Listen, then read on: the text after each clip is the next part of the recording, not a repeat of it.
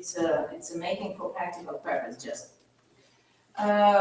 When we analyze the design work, we must have knowledge of the subject adaptation, how and where we can use it, how we will use it.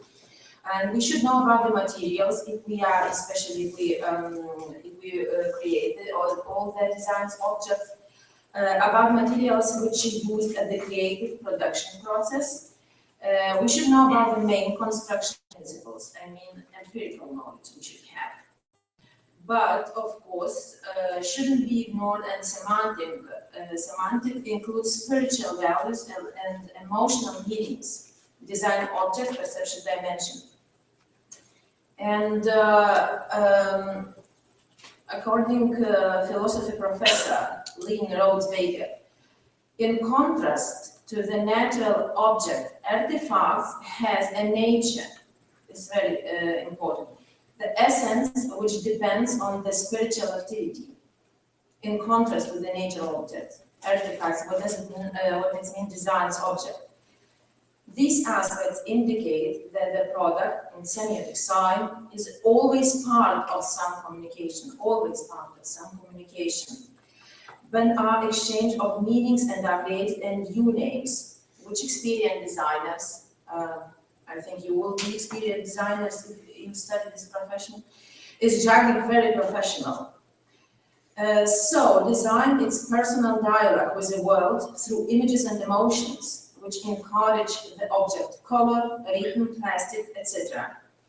And here, in this dialogue, is necessary to find the best, most appropriate solution, because it is important that the visual communication would be clear, I mean understandable, lively, logical, human, of course, will educate each of us visual language. It's definitely should be. Design today can be called a universal tool of communication. Communication of visual design is a specific communication, when we are not seeking direct specific references, but rather we presume them, feel emotionally. When we say communication of visual design, we mean both the reconsideration conventional example, design object of household, what we're using is spoons, pots, pans, and pure communication, such as road signs and marks in public outdoor or indoor spaces, which is also the design object, but their main criterion, informative. There are actually plenty of people who can create just the beautiful things. Objects, images, but communication, it's not enough for communication. I mean, it's not enough if designers creating just nice, attractive stuff. Communication isn't the beauty of shapes or styles. Therefore, if we're talking about the communication functions of design objects, we should know not enough to create beautiful things, as I said. Think just for beauty. Because when we communicate with each other, we're not talking poems. Even we are great lovers of that, yes, and we have a goal of communication when we talk with each other to convey certain information. And everybody, all of us choosing our way, how to do that. And design is one of that ways to convey information. And visual communication has its own character and have certain characteristics. What makes it different from verbal communication? Could you tell me, for example, visual communication and verbal communication? Where's the differences? What do you think? Which would be your opinion? You're just free to say what you're thinking now. How you imagine? It's verbal communication and visual communication. Where's the differences? Just brainstorm. That's all. I don't know, maybe it's your teacher sitting here afraid to say something.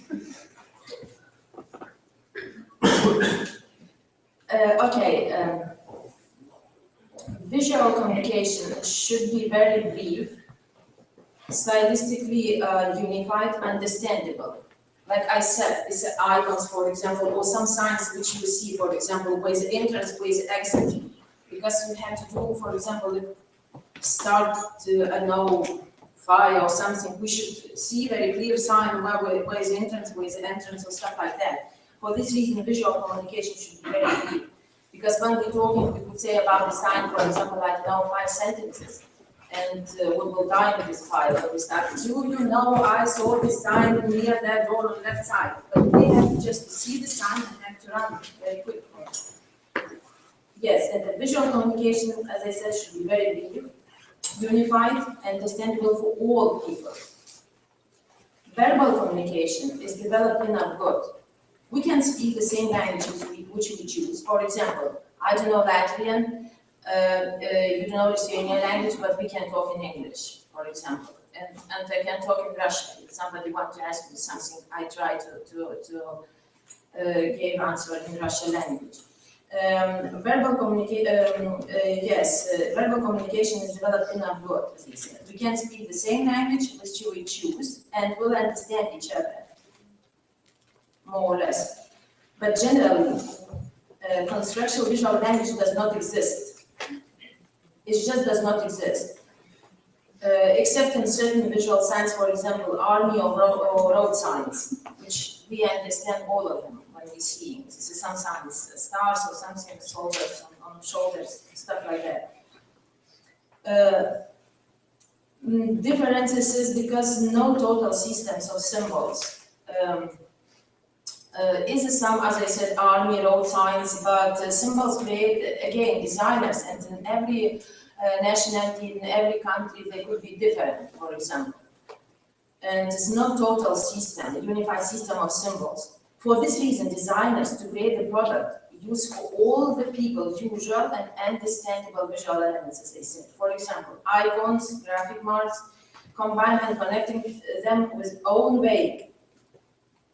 As I said, design is art, is very interesting stuff, and it's every time it's combined with some personal imagination of artists or designers. And when they combine them, they're creating words, poems, phrases, but just only in visual expression. And when I'm talking about design communication, I don't know what about you, but about me, I straight away imagine packaging of goods, of stuff. And because, I don't know, they communicate very good and very straight away, immediately, at first glance with customer or with people. One of packaging functions is communication, and packaging, as I said, is a tool for communication between the three sides in this communication. Manufacturer, buyer, and designer. And package design has a huge impact. It has a huge impact, but just now people understand that and using it very good, especially big corporations using this stuff. Package design has a huge impact on the buying process and the creation demand for the product. It is important for capturing the attention of the buyer. It is very important. This means packaging for product manufacturer, seller allows to communicate with existing customers and attract new ones. It is very important. Communicate with existing users, customers, and attract new one. 80% consumers decide to buy exactly at the point of the sale. 80% is a lot of people. And it means you and me and other people decide to buy something or not just when they're coming to shop, when they see something on the shelf. And for this reason, this stuff, what we see on the shelf, should be very attractive, and it should catch our eyes and attention immediately per 10 seconds. The images reaches of the human brain faster the textual information, as I said before. When we see icons, we understand it immediately. Because now we talked yesterday about that, especially your generation thinking views. It's communicate via views, and of course it's faster, it's more attractive, and human brain faster than textual information reach images, and the decision to buy usually takes around, as I said, 10 seconds. And just we can imagine how could be this packaging attractive if it wants to make us to push us to make decision to buy per 10 seconds, 1, 2, 3, 4, 5, 6, 7, 10, buy or not. For this reason, the buying process should be as easy as possible for customer. And it's a big task for designers, of course. Because designers, as you know, working for corporations. Corporations is market, market is business, business is money. And if you will look at the package guru, Lars Valentin YouTube video, I didn't put this video, but you will find it easily on internet. And he talking very interesting about this packaging board stuff too. It should be a fun, he said, it should be a fun. It means we have to get the pleasure when we find something, yes, or not, oh my God, something we said, know how to use it or stuff like that. Not tiring, of course. The visual attractiveness of the product should be as effective as possible, as we said. And now you can see I just put some examples of packaging because I didn't put a lot of them because now on this internet you can usually find numbers. For example, this package of cigarette you can see, and of course when we're looking at this packaging design, we can understand that it's quite expensive. For this reason, we have no so nice packaging because it would be very expensive. It depends, of course, economic situation of countries, for example, it's not rich. For example, you can let maybe some special shops where you can get this old stuff, but nobody will buy if this candy will go for this package of cigarettes, I don't know, in euros, 10 euros, for example. You will decide not to smoke anymore. Maybe it's good. And as I said, product should be as effective as possible, not tiring, be a fun design process. And the package is a silent salesman. Is very important. Package is a silent salesman. It's selling him itself. And brand builder, what is very important too. In other words, the packaging gives the product identity. Because when somebody making advertising on the project, you saw, of course, not one time in the shopping malls or some shops, you know, they're presenting cool stuff. And they can talk about this stuff. They can suggest to try for you. But mostly some stuff is on shelves in nobody to make any advertising. And this packaging should talk itself about all that stuff, how is it delicious, for example, soft, sweet, and all these features of product. The importance of the product packaging is changing. As I said previously, the package was more important by providing convenient product sales. Just transportation functions, for example. The more stronger focus was put on advertising and less on packaging design. It was at the beginning, 20th century, stuff like that. And when it was observed, when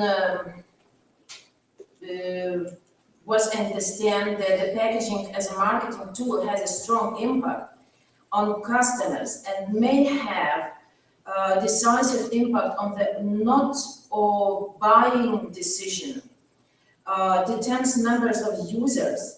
Marketing managers are given a lot of more importance of packaging design. There is a growing recognition that in the mind of the buyers, brand packaging is synonymous with the product itself.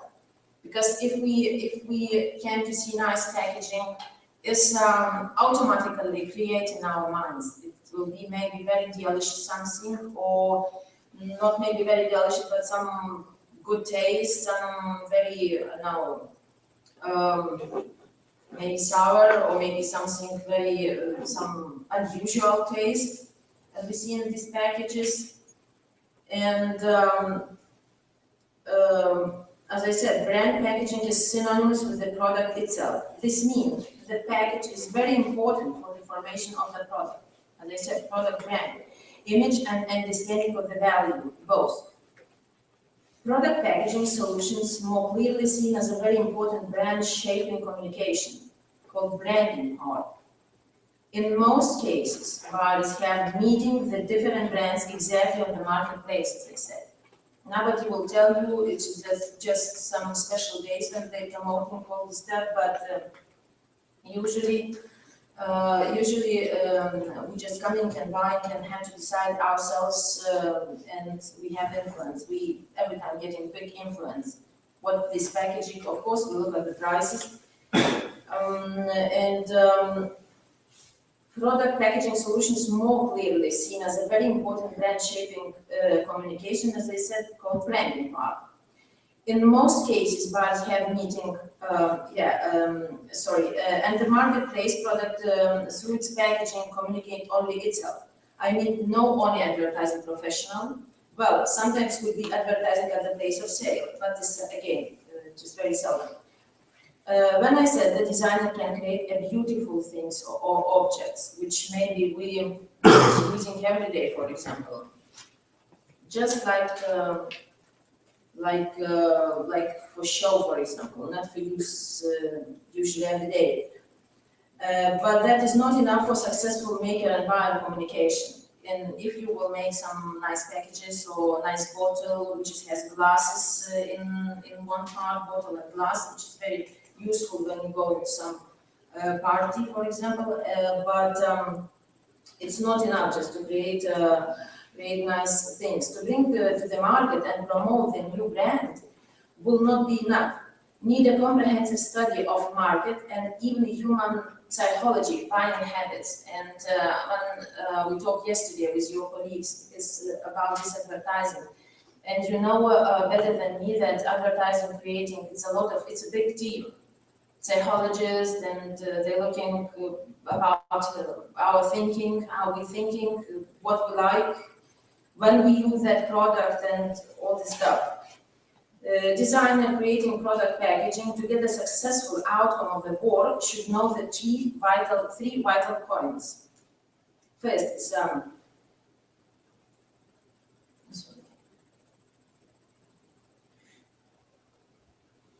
it's product, market user, and the way the product will be present to the user. Competitive, really important to know. We know that users divided by 3 equal value system, which may explain our purchase intentions. And an interesting and relevant tendency for today's packaging design for users of the product will be given the additional values, not just the basic needs. And when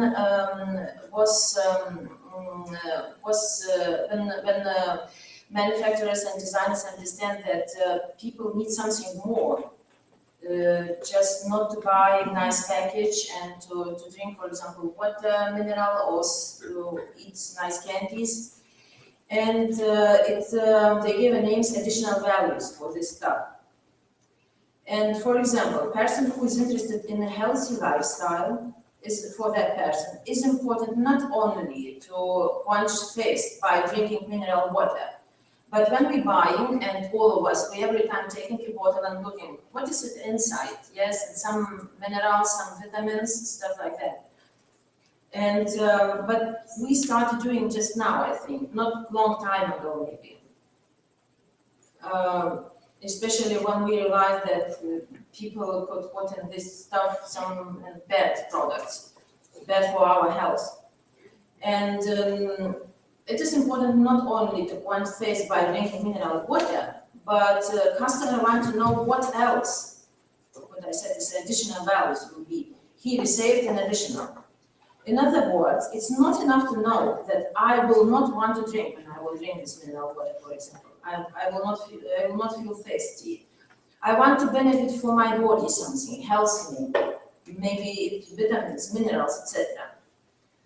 But we can't forget in this way that additional users' expectations need determined by ethnicity, cultural traditions, and moral values of user. And for example, I think you saw too in Lithuania we have some advertising very I know women's usually making this advertising and eating chocolate very I know very attractive, especially this is like I know sexual something in this advertising, and if you will show this advertising somewhere in you know, Middle East or somewhere, maybe it will not work so good as we expect. I know, we should try. Another interesting tendency, it's very interesting for me, of today's package design, but I think it's not very popular, maybe in some countries, but I didn't hear now in Lithuania. The design of packaging to start from the zero, What does it mean? In this method, question persons, which are usually selected from the target product buyers, not just from street. Buyer circle, and they converted as creative actors. And did the sitting with designers team, for example, and create and giving for designers some ideas. It's very good and very useful, for example, because you buying something and you know how to using this, to like it or not, and you can give for designer a good advice. And they just using us create this product and to put this product again for some shelves. It was observed that use of the buyer as a creative resource.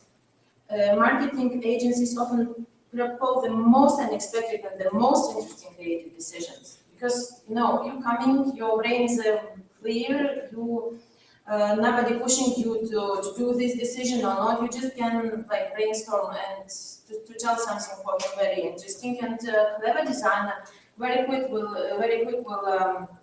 understand what you're talking about, and he will take this idea and put in his object and would never write your name that you helped him to do that.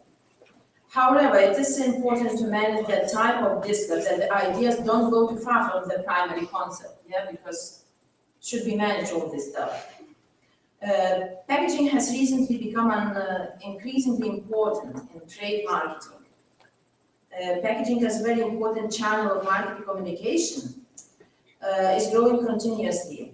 Therefore, manufacturers and product packaging to look more and more responsible to that. Give the greater part of marketing resources for this and are trying to save money of these FIVA. And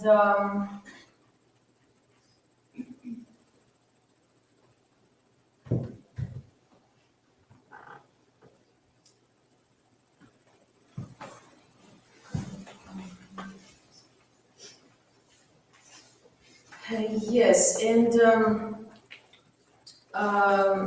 about that three equal value system, which we should know when we try to investigate what people likes and how they're using this packaging, how this packaging impacts to buy them one product or not.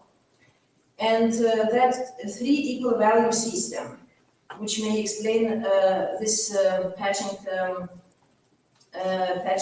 intentions. It's a very interesting for designers especially, and it's just when to read it you can to get more information about people behavior, customer I mean. Inward values, it's people introverts, and you can for them it's important to self-esteem, confidence, and they are responsible for their actions. They are not inclined to agree with anyone. It's not necessarily any advice for them. And buying stems from their own. External values is the extroverts.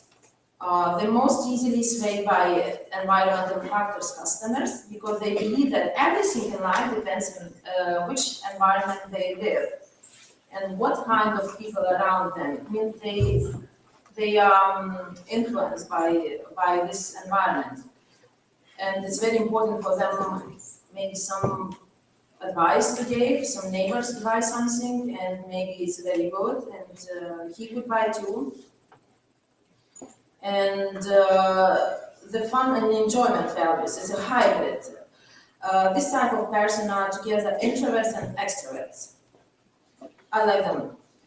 Hybrid, it's a good name. They are not to say to influence as an extrovert. They appreciate pleasure, and the value system is not very strict. They maybe will ask some who is like introverts, who has a very strict opinion, and they will ask extroverts, and just will make decision himself. Awareness and respect for the values of this system will help designer not mispassing by when he creating packaging. If designer will know this stuff, he will be more successful, and this knowledge will help him successful transfer create message in a visual way and compete in the market. Because it's very important, compete in the market. And successful packaging project can help build strong brands in the beginning of the product life cycle. Can not only promote but even create consumer purchase intention. And in other words, you can understand that these sentences can explain how packaging design is important. And because it can help build strong brands. Strong brands, it means it will be very popular. It became popular, this brand. Again, it became popular, will have a lot of customers, and it's very successful for all stuff. Especially, it's very important in the beginning of the product life cycle, when it's just bringing new brand to the market. And successful packaging project can not only promote, but even create consumer purchase intention. It's very important. We are living in a world named Be Different or Die, TRD, Be Different or Die. Especially young people, they're afraid to be similar like all this crowd. Be different or die in the world where everything quickly becomes boring, uninteresting, old. Therefore, product packaging has never played such an important role in the communication process how it plays today. Because if you want to sell, if you want to be successful, maybe you have to change all this packaging very quick. Today is, I know, one box, one color. Next day you have to think something different about, and again to attract people. So if you have this customer, no, you can't let him go. You just can to keep on this chain and create new and new purchase intention for him. The rule of designing this context, informing customers about new products and services, offering new ways of meeting the needs, are undeniable. The manufacturer or seller is always looking for ways to distinguish their product from others. It's very important because nobody will see. It's the good now. It's everything in this process is very important. Where your product which you create on which shelves, how people would see it is low or high, how it's comfortable for them to take.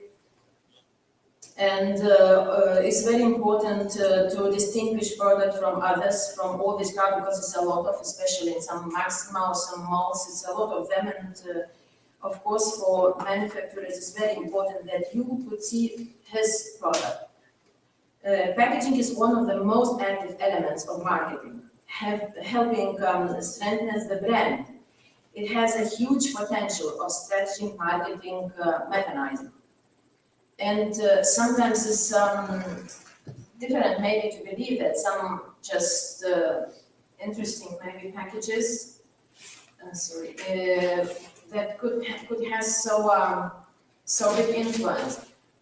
This milk, I know this bag of milk, I think it could be just nice stuff, beautiful thing, but it's maybe not very comfortable. This, as you can see, wearing some person milk to the bowl, and I don't know. I think it's not very comfortable to use. But just we could see how it was simple. As I said, when manager not cares about design, it's a simple bottle of milk, and it would be very interesting. Maybe it will be, I don't know, extra money. You should pay double the price. But if you can let for yourself and want to have nice thing in your kitchen, you can do that. And as I said, packaging is one of the most active elements of marketing. Yes, and it has huge potential of strategic marketing mechanism. We talk about that the packaging functionally is often an integral part of the product. It protects the product from external impact, inform how to do the product, because you're reading some label on the product. And another important aspect, packaging designers to determine not only the cost of the packaging, but the fate of the whole product. And everybody who creates this packaging should be very responsible about what he's doing, actually, because he determines the fate of the whole product. And bad packaging can kill the product. It will not communicate with consumer.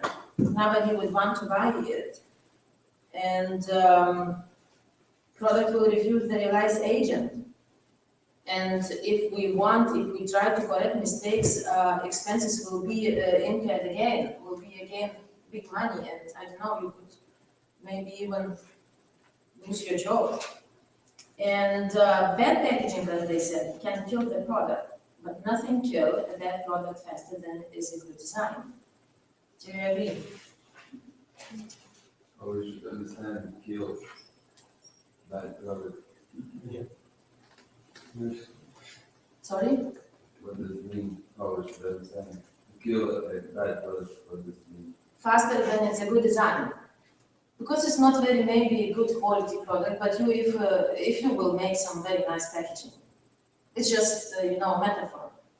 But the killing means to make it good. So we kill bad, so it becomes good first. Or you kill that it's never in the market again.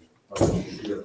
It's just metaphoric expression. It's you can maybe a little bit make situation better if you create good design, package design. Sometimes I don't know. I think everybody has this experience when we buy something and nobody talks like, oh, it is not what I expect. Maybe not good quality or stuff like that. It's not very usual, not very often. Sorry, but I think it could happen.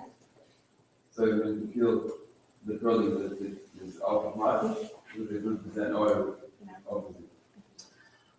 I mean, people will still keep on buying bad things if it has good design. If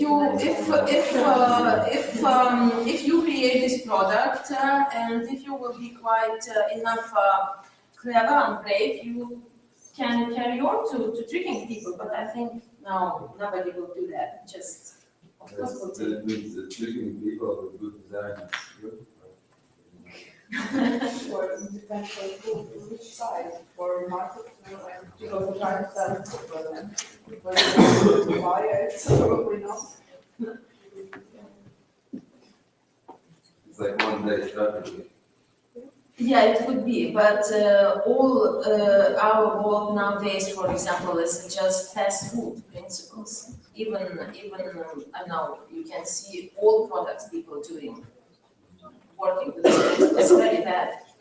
For customers, it's very bad. Buying bad products with good design. Yeah, because maybe they have no enough knowledge. I don't know. You should be careful. You know what you're doing, but I think it's just. Some corporations taking a risk if they're doing this. But yeah, it's a one-day strategy, as you said. But sometimes maybe you can, especially you can meet all of this stuff. Especially I met maybe 2 times in my life. When you buy, for example, not expensive stuff, it's 100% will be some not good quality. But maybe I don't know, so some conditions why I'm doing that. Maybe you have no money at that moment, or you want to save.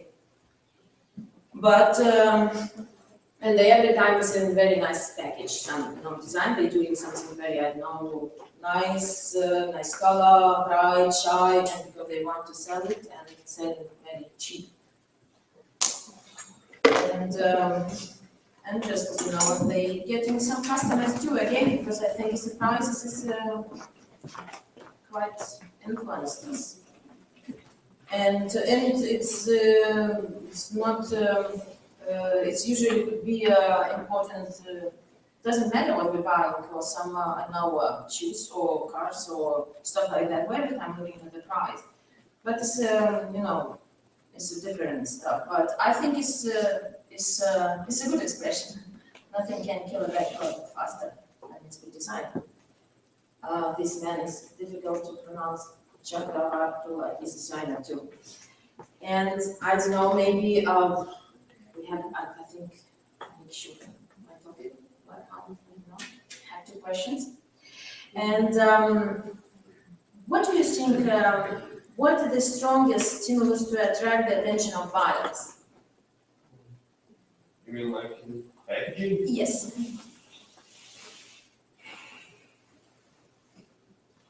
It's a shape of packaging, graphic solutions, color, or text.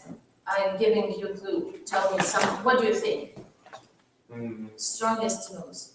What messages this brings, you know, I know, I want to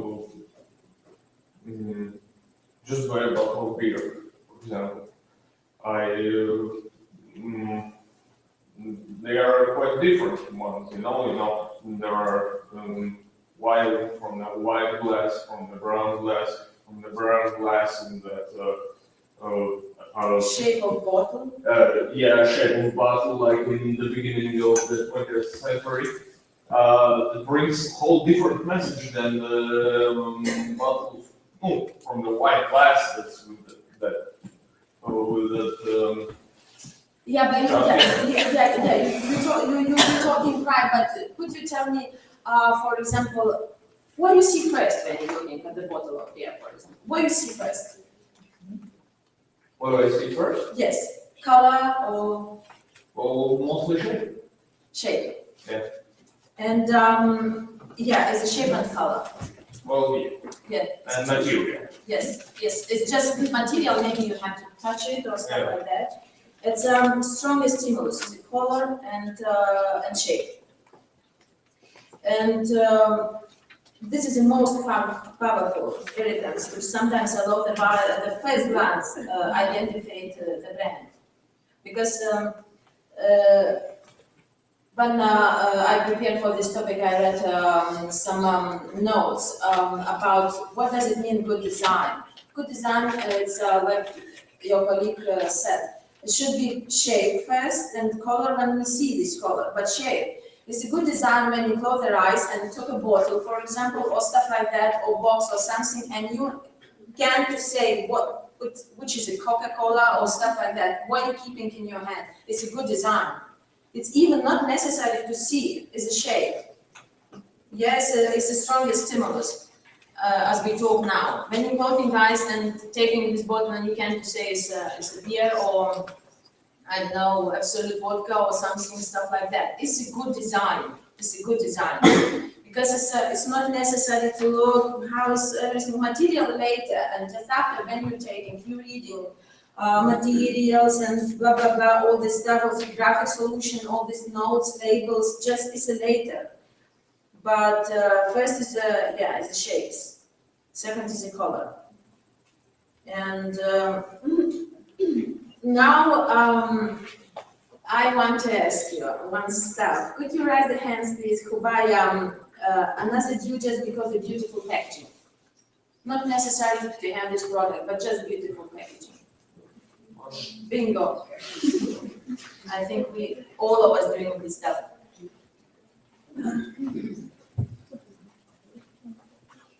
That's all. Thanks for the attention.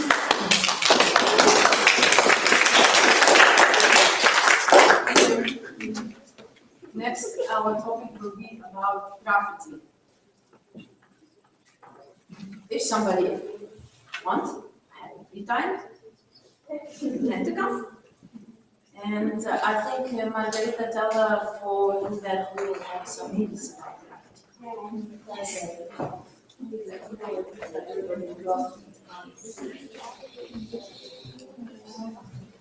Thanks a lot. Of course, not very boring.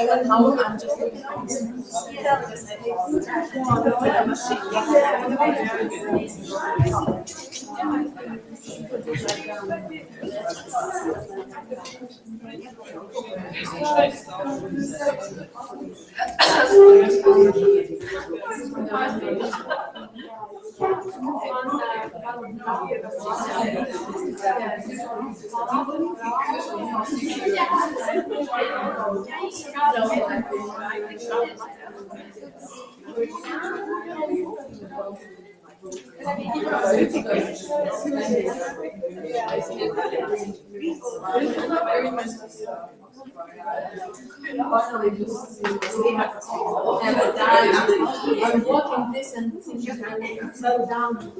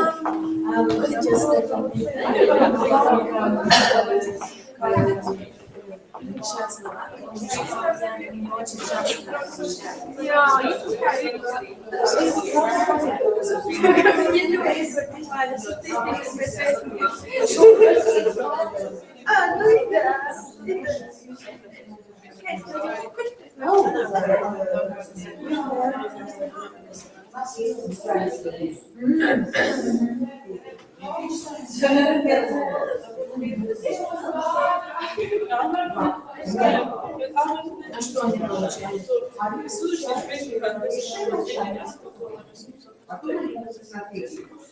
Это рада речь, чай, весишь, интересно. Да.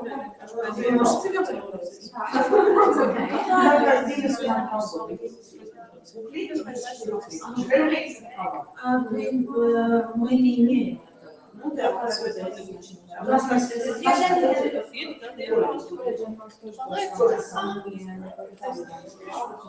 Здесь.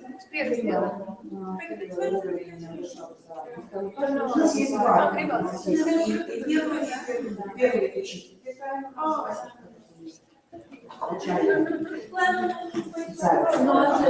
а дальше они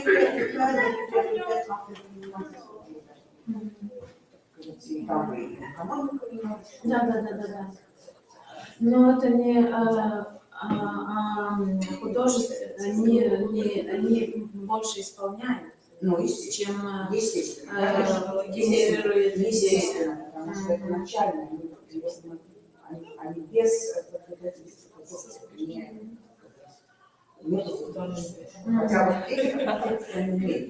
А это ваша девушка?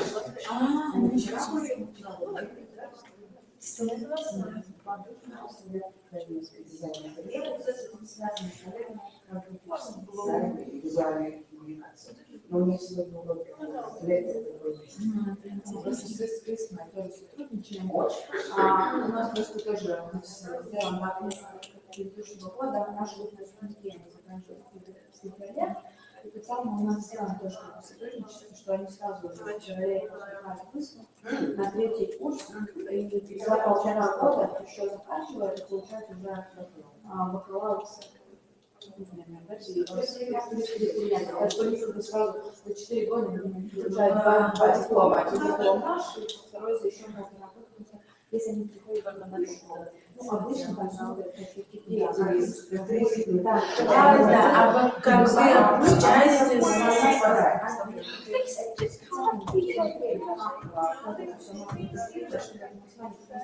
Как эти духовные училища теряют время, теряют деньги. Да. Сразу не в третий курс, в шестой семестр, а другие вузы как бы берут или там на второй. Когда они получаются вместе, как бы больше времени. У нас вот сейчас идет эта унификация, не стараются, чтобы все предметы как бы они совпадали, чтобы эти кредитные курсы совпадали, чтобы они могли, ну, не только в Москве, а еще где-то в Европе. Да, это как эти, я не знаю, как по-литовски, но это когда ты должен что-то, если ты переходишь на другой Можешь это пересдать, ты должен что-то Действительно. пересдать, что ты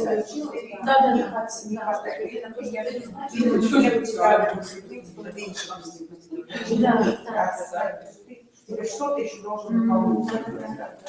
Но я не знаю, где я работаю, то они учатся сначала до конца, и тогда получают этот бакалавр, но хотят, чтобы магистр получали. И я не знаю, тут, наверное, тоже популярно, что, например, учатся и с каким-то партнером. Да.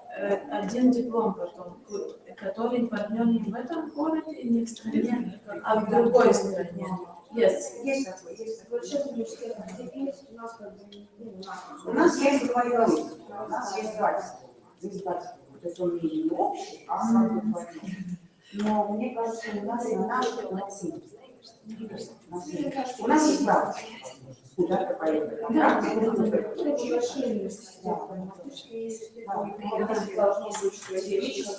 Они тоже должны сделать этот agreement. Да. Но это самое, ну как интересно, я думала, что они учатся. Так они учатся художественно мыслить, а потом приходят к вам, чтобы студенты это на практике при Ну как, это как бы выяснили. У нас там учатся, и они у них как бы есть и основа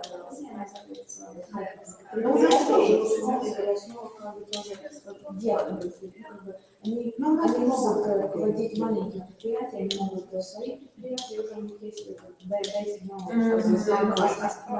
бы они будут но их хорошо, чтобы это делать, они как бы не сами как employee, они тоже могут выбирать они и с практического аспекта не знают, как это делать. Например, рекламисты у нас они только не будут только просто думают, они учатся думать идеи, они могут, они знают, они делают, они рисуют, плакаты.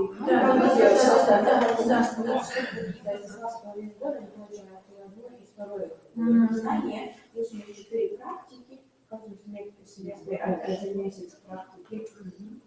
Что когда-нибудь выходит, просто теоретические курсы, более-менее тоже. Это хорошо. И потом они уже месяц как бы идут работать куда-то, у них конкретно, конечно, задачи, что они делают, но в соответствии то, что они что они учили, то более теоретически, то есть они уже практики длиннее, на самом после первого курса большая, такая 6 дней, полтора месяца, почти 2 месяца. Большая. И вторая практика уже квалификационная.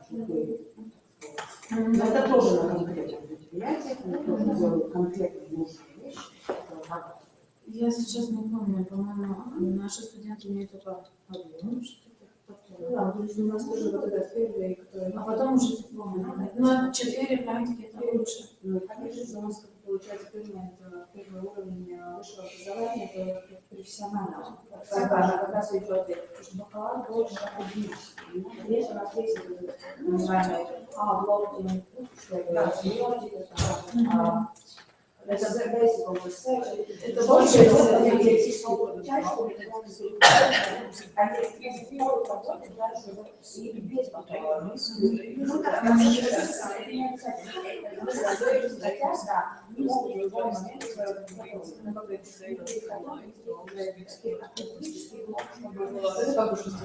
кстати, бакалавр, что-то другое, если они пишут у нас да, это она больше тоже практически реализует как первый проект, как бы, да.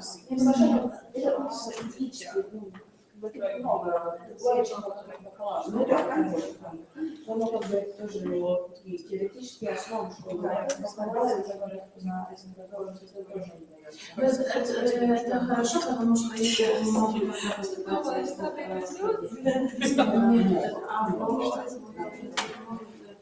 выбирать уже техническую.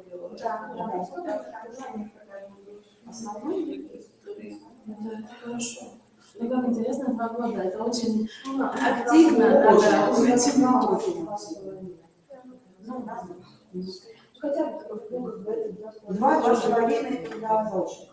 У нас 2,5 и 33 года как бы заочно. Это тоже интересно, у нас бакалавр, ну, в многих университетах, ну, у нас так, есть такие, например, да, где-то 3 года получается каждый год. Я тоже, это не настолько уже большое отличие, там один семестр, ну, да. Ну, это очень как-то очень, да, 2 года, это надо много писать для студентов, много рефераты, очень много надо работать. 2 года, я не знаю, я бы подумала. Да, с другой стороны, у них как бы, уже надо начать. Ты что-то уже, что-то уже, с второй стороны, ты уже понимаешь, что это уже, да, может быть, нет. Да, потому что начинаешь второй курс, ты понимаешь, что, ой, это не мое, вот это ну как бы половина уже, да, а так как бы ты уже 2 года понял свое, даешь, что в любой момент, да, что у нас, да,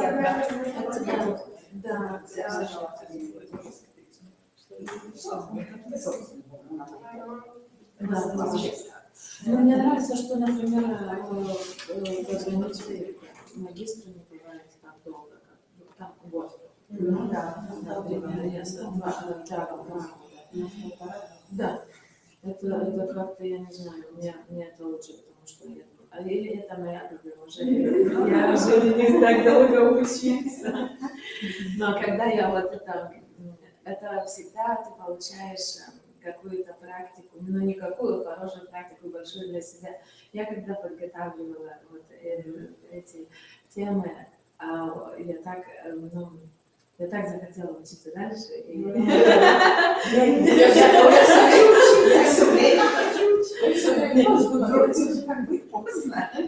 Нет, вы знаете, есть много хорошее предложение. Любить, учиться и вернуться домой никогда не поздно. Точно. Приходить домой никогда не поздно. Так что... Ну, просто идея, знаешь, учиться тоже, как бы, если магистр есть, это не магистр, а докторантура. Докторантура это просто. Это валит. 3 года. Ну, 3 года это очень медленно. 3 года это невозможно. То есть ты бросаешь работу и просто сидишь и делаешь. Ну да, ну получаешь. Ну да, но как бы реально думаешь, что это на 5 лет. Я думаю, что можно Вот я потому как-то смотрю на эти университеты, где чуть-чуть короче. Потому что вот я только сейчас слышала, что студенты, они уже, потому что учеба очень дорого, и они говорят, что почему я должен сидеть 2 года? Например, если я могу что-то получить в проекте, потому что много курсов сейчас организуют. Например, если я не работаю где-то, я могу, а я знаю как, я могу сделать этот, получить какую-то команду свою там, да, и мы можем вот это вот делать. И эти курсы, потому что я быстрее сделаю, я даю этот, если сертификат с ним, и все хорошо. Там студент выбирает, да. Сейчас уже изменилось. Важно твое умение. Важно, кого ты знаешь.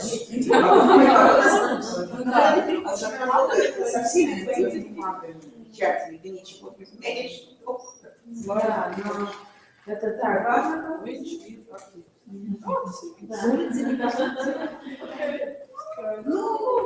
И у меня бывало просто, что я устраивалась на работу, где потом я уже знала, что там главный бухгалтер, моя отдаленная родственница. И когда я шла туда, я вообще понятия не имела. Я потом уже после папы думаю, как интересно. Теоретически я такого бы знала, но было как бы легче, но просто попало и так. Что ж, честно. Да. Это, знаете, это легче, потому что ты свободен, да. Но получить что-то, ты вот, я не знаю, как у вас, но у нас это просто невозможно. Ты только видишь, что вот этот там паровоз идет мимо тебя с счастливыми людьми, и там в этом вагоне все друг друга знают, а ты стоишь и думаешь, я тоже умею что-то делать, но я не знаю никого. И ты тут будешь стоять все время. Но, не знаю, я выбрала эту позицию, мне лучше. И я так подумала, что я, наверное, никогда не попаду в этот поезд, но, и как я сказала студентам, ты должен жить так, чтобы со своей совестью дружно. Да. Ну, это все, наверное, нет, кто работает художественные люди, они, наверное, выбирают сами этот путь. Это, я когда встретилась с таким художником, вот совсем сказали, как не стыдно, но он такой экзистенциалист, такой, ты знаешь, у меня было время, я цветочки рисовал, но вся его натура такая, знаете, он этого не говорит, а я бы никогда не поверила. Говорит, как мне стыдно. Я говорю, релакс. Каждый, да. Да. В тот момент ему это казалось правильным. Самое правильное, что он может делать. Только вот в тот момент, в той ситуации. А то, что сейчас, зачем уже, это уже не поменяется. В тот момент тебе надо было это делать. Если бы был другой вариант, ты бы делал по-другому. А что, сейчас, как что? Тут было, все. Теперь мы можем делать, когда не делаешь. Можешь зарабатывать, значит. Как с этими... А плохое планировать очень сложно. Плохое? Да. Ну так сложно. Если ты сам понимаешь, Если ты что сам такое. это понимаешь, Если тебе все равно, что ты это очень сложно. Я думаю, что это, знаете, вот этого не мог бы делать человек, который сам делает этот дизайн. Да. Например. Но если тебе все равно, Если все, и как только ты не вникаешь, да. Ну, тогда у тебя так и получается. У тебя получается холодно. Ну да, но Без ты участия. не заинтересован что-то дать человеку. Без участия эмоций хороший дизайн создать невозможно. Дизайн, да, но если это Значит, ни не одной работы не сделаешь, но если ты только продаешь, то ты можешь Тебе все равно. да. Там можно копать. Да. Потому что Это зависит от... я сама делаю, поэтому я знаю, что я не могу сделать, если я считаю, что это что-то плохое или нужное, это у меня внутри. Да, если человек смотрит, это только просто дизайн, не просто делает дизайн для что-то, ничего, ну как бы ты смотришь на это, Зачем? Может быть, и не очень полезный, допустим, да, допустим. Он может быть, но ты все равно должен это сделать хорошо, да. Ну, если ты, А дальше уже, если ты просто не думаешь, ну, например, ты не думаешь, так, вот ты делаешь, не знаю, для наркотик, ну, например, ты думаешь, например, что. Но если ты просто не думаешь, я просто делаю рекламу, например, и все. И я не думаю, что это, почему, какой там состав, сколько людей умрут. Это как врачи. Я бы не могла резать человека. Ну, хоть убей, я не, ну как, это фу. А врачи, они не режут человека, они там, не знаю, они исправляют, они тоже думают по-другому, они не думают о том, что это там кого-то жена, на теперь детей, там, Нет, они отключаются. Это как-то отключаешь и думаешь, ну, часть тех, которые работают с дизайном рекламы, они тоже так же отключаются, как бы, ну, вот не смотрят, да, вот там африканские дети умирают, потому что мы имеем много неполезных вещей. Вот ты, например, берешь что-то такое, я помню, я вот кофе люблю, я все время хотела купить такой маленький, ну, который ставишь одна чашка, это самое. Я там куда-то ехала и привезла. Но он такой вот эта вот ручка такая, понимаете? Как ее взять? Она же должна... И горячая, да. Какой-то изгиб должен, понимаете? Вот, и потому что, ну, вот потому что люди не думали, ни о ком, да. А вот если, например, они думают, вот я пересматривала там, когда они делают, например, дизайн автобусов, ты должен думать, как он будет содержаться, да, как он будет сидеть, вот, и тогда это включается, по-моему, автоматически. Ты думаешь о человеке, чтобы он был комфортно чувствовал себя. Это на высшем, мне кажется, вот этот, что не думает, это такой чуть-чуть ниже уровень. Какие-то вещи, потому что я говорю, я помню до сих пор, его уже 100 лет нету дома. Вот эта его чашка, я помню до сих пор. И вот, как я сказала, вот мы не чувствуем этой когда не думаем, мы не чувствуем влияние. Да, влияние. Когда не думаем об этом, мы не чувствуем. Да, потому что много вещей, да, ты берешь, думаешь, как Тот же стул. Да, самый тяжелый предмет. ну, стул, да. Самый простой. Самый сложный. Самый лучший. Один из самых лучших. Для здоровья и всего. Да, потому что ты много, потому что много времени проводишь но вы понимаете, вот если бы мы могли финансово, это уже от всей страны зависит, и пользоваться только удобными вещами, мы бы так сразу почувствовали вот эту разницу, что потом мы не могли бы жить вот с этим, с чем мы живем сейчас в своем быту. Вот это, но мы только не имеем возможности этого делать. И вот все то, что вот я показывала, это, я не делала много этих слайдов, потому что каждый может открыть, знаете, там, только вот это, что я упомянула в Ютубе, и он quite strong.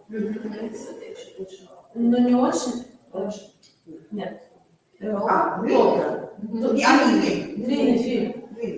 Это он может, студенты сами посмотреть, потому что он очень интересно рассказывает о том, как он должен быть, упаковка, фан,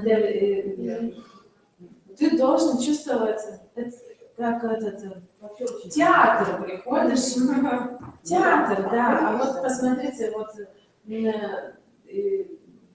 сейчас особенно, когда в Литве все в этом Юрос ждет, Евро ждет, да, вы уже в этом, то о каком дизайне может идти речь? Вот как стул, самый простой, самый сложный — это архитектура, дизайн. Это очень дорогая вещь, понимаете, вот сделать это. Не то, что вот, и, знаете, вот когда ты длиннее эти лекции можешь читать, то ты можешь остановиться на каждом, вот как эта семиотика, анализировать, что ты думаешь, куда ты смотришь. Я только так пробежала.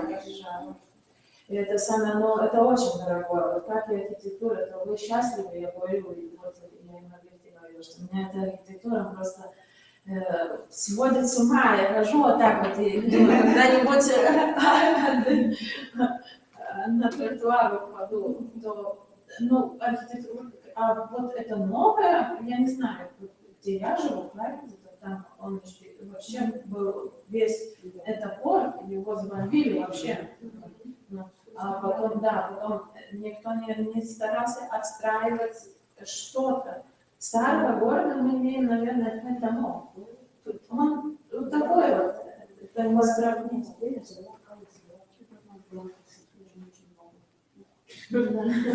Ну, люди любят, говорят, что там красиво, я как-то не знаю. Он такой очень сезонный город. Да.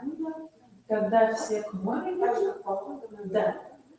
А потом он такой тихий-тихий. И особенно, если уезжаю, когда-нибудь приезжаю, то опять это идешь и ни одного человека.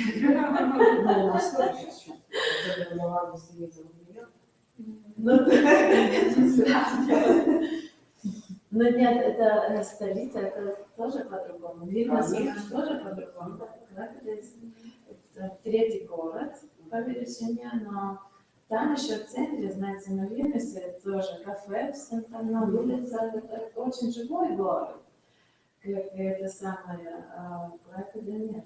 По сравнению, да, и в этой архитектуре тоже это большие деньги. Конечно. Если да, так и дизайн.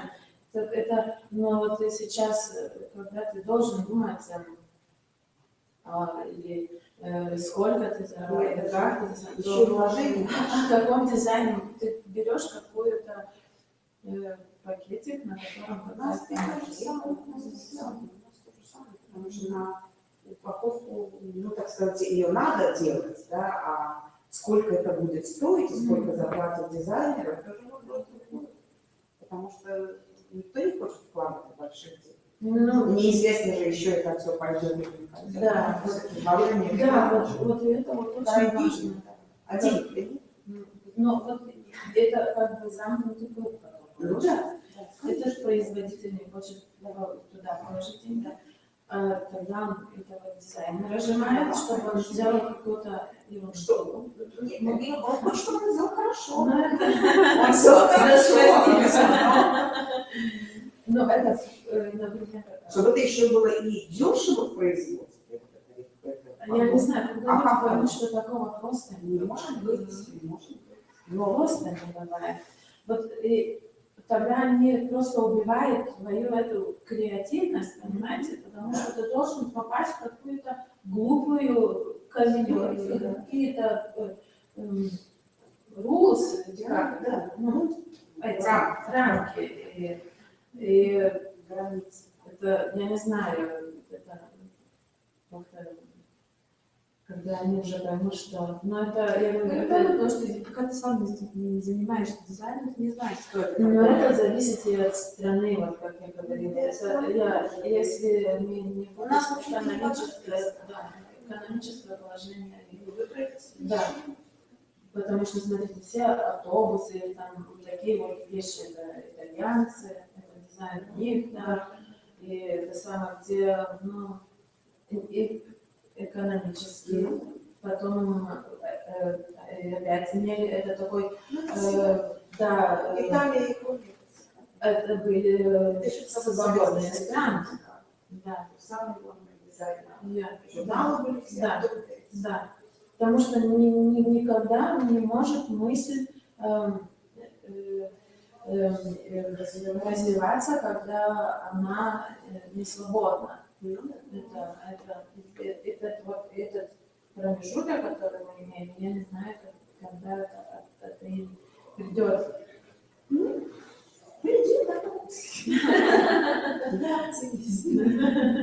Ну да, еще эта креативность, это уже она, потому что уже эти люди, да, они могут, и они уже свободно ездят, и они и они получают это самое. Тоже немного, тоже не все из них. Но это столько и не надо. Ну да, дело, да, Потому что это всегда так было. Но учится много, а кто добивается успеха? Ну, так. но вы знаете, если много будет, а значит способов. Ну да. Students, который думает креативно, это не обязательно, чтобы все были художники. Конечно. Это конечно, твоя, не обязательно. потому что вот я вот такое слышала, что из музыкальной школы никуда не попадают ученики в полицию. Вот, потому что моя дочь, она была в музыкальной школе, я не знаю, как учительница сказала, как там было. Но это может быть тоже как метафорически, но если вот я верю в это дело, если ты научишь студента креативной мысли, он будет, он хочет что-то сотворить, и не как когда издеваются над народом в школе. Это исчезнет само собой, потому что это другие креативные люди, это другие. Это не то, что это уровень, там что-то показывает. Да. Уровень культуры. Если он вот это вот общий уровень культуры, Да. он Это само собой. оно само собой будет. Но и не надо будет каких-то там акций какие-то делать глупые. Ну вот да, но вот на днях в Краеве это было, потому что я об этом. Я ни разу не слышала наших художественных вузов, консерваторий, академий художеств, художественных школ, что там что-то происходило. Потому что они учатся, Бывает, но и никогда не. ну, они могут там выпить, что-то, это свободные, богемические люди. Но во всяком случае, вот так, чтобы унижать друг друга, или чтобы издеваться. Потому что они много учатся human being, как это все было в истории, культуре, да. Но вот интересно было то, что на стене художественной школы кто-то нарисовал граффити. И над большой, как? Недостаточно. Достаточно. И стали все газеты писать. И на Facebook. Я написала такой комментарий. Это и это знак вам, что ученики хотят другой школы, а не такую только красивую, там покрашенную. И вот 3 дня или как назад, как я еще была, я ехала мимо, и они закрасили школу. И директор этой школы написал в газете, это варварство. А я думаю, как ученики должны смотреть в художественной школе на директора, который говорит, это Паския, это Бетси, вы зарабатываете миллионы денег, это же искусство. Как вообще в искусстве можно сказать, вот это правильно, это неправильно? Вот. Или мне сразу это уже учить, или ты будешь так делать, или вообще не будешь? Они приходят там после 8, по-моему, это совсем еще маленькие. И как они должны смотреть на А потом кричат, что вот нету искусства, нету креативности. Нету, да. Ничего не происходит. А что там происходит? У нас, наверное, первый-второй выпуск у нас был такой. Одна девочка меня спрашивала, ну вы скажите, вот как это правильно? Я говорю, нет, это не суд. Я не могу дать рецепт. Нет, ну вот какие цвета, вот как правильно, а как неправильно? Ну что, это можно все, это не суд.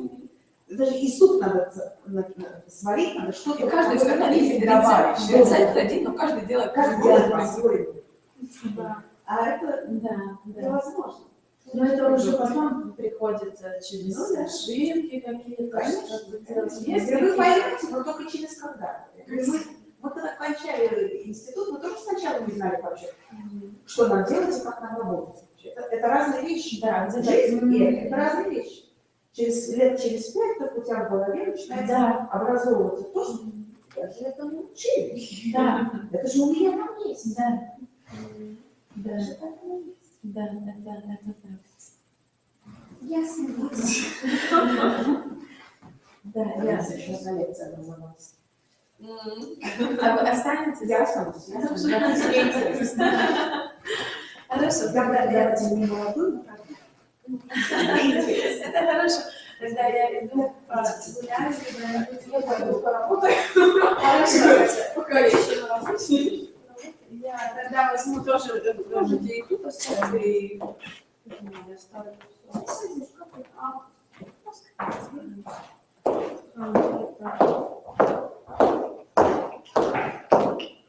Tad tas sēdēs visu laiku. Es domāju, ka Ja tu kaut kādā brīdī, tā kā izdomā pazust, 20, tad vienkārši tur ir atvērta kaut kāds zāles, aizslēdz durvis, tas man zina, tā kā vienkārši negribu tā gluži atstāt. Jā. Kamēr tu sēdi, tik tu strādā. vairāk augstlaiku klusot.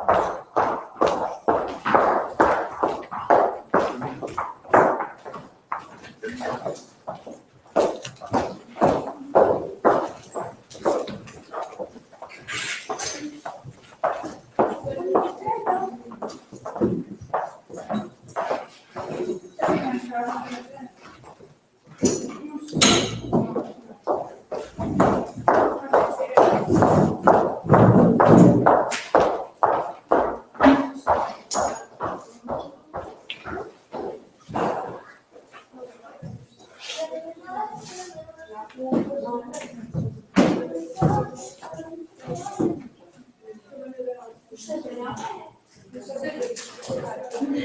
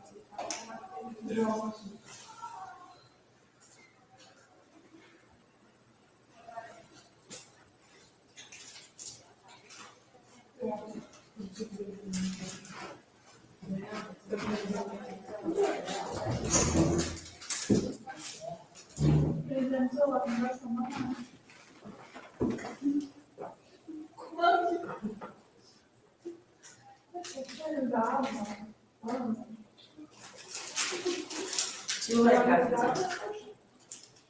Do you like that?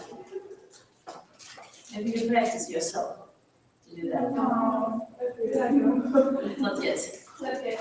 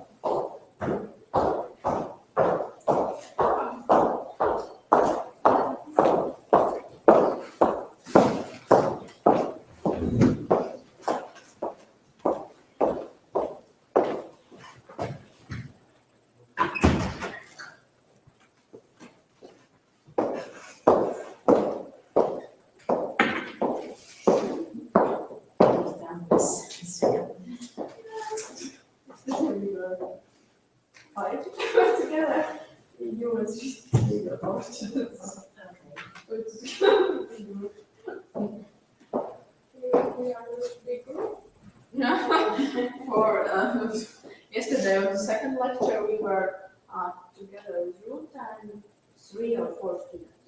So probably. I think because it was quite, the one student said this was quite, maybe not quite like little bit difficult name was not difficult to understand. It's really hard because you can Google and find out what Yeah, does yeah. it mean, or you can be interested to find out. I think so, but it's when we talked about yesterday, at first glance, if it quote me or stuff like that. Oh, I didn't understand. I don't understand. I don't want to go. I don't understand. Visual communication, via visual signs, and all. Oh, It's not clear. yeah. At once, and I don't think. Yeah. It's true. It's true. Maybe the title. Yes. Yeah. But every time you're thinking, like about quite mature young people, I'm thinking it should encourage to look at the Google. But no, but they are, It's not defense, but yeah, we had discussion with one of our teachers that is one teaching some social issues and also all this media usage. And she told us the new generation, they are used to use all this modern technologies, they don't search for information. If it's like, if the information finds me, then it's okay, then I need it. If I need to find something really weird, I don't need it. It's not defend, it's not like, oh, you are better, it's just the way it is.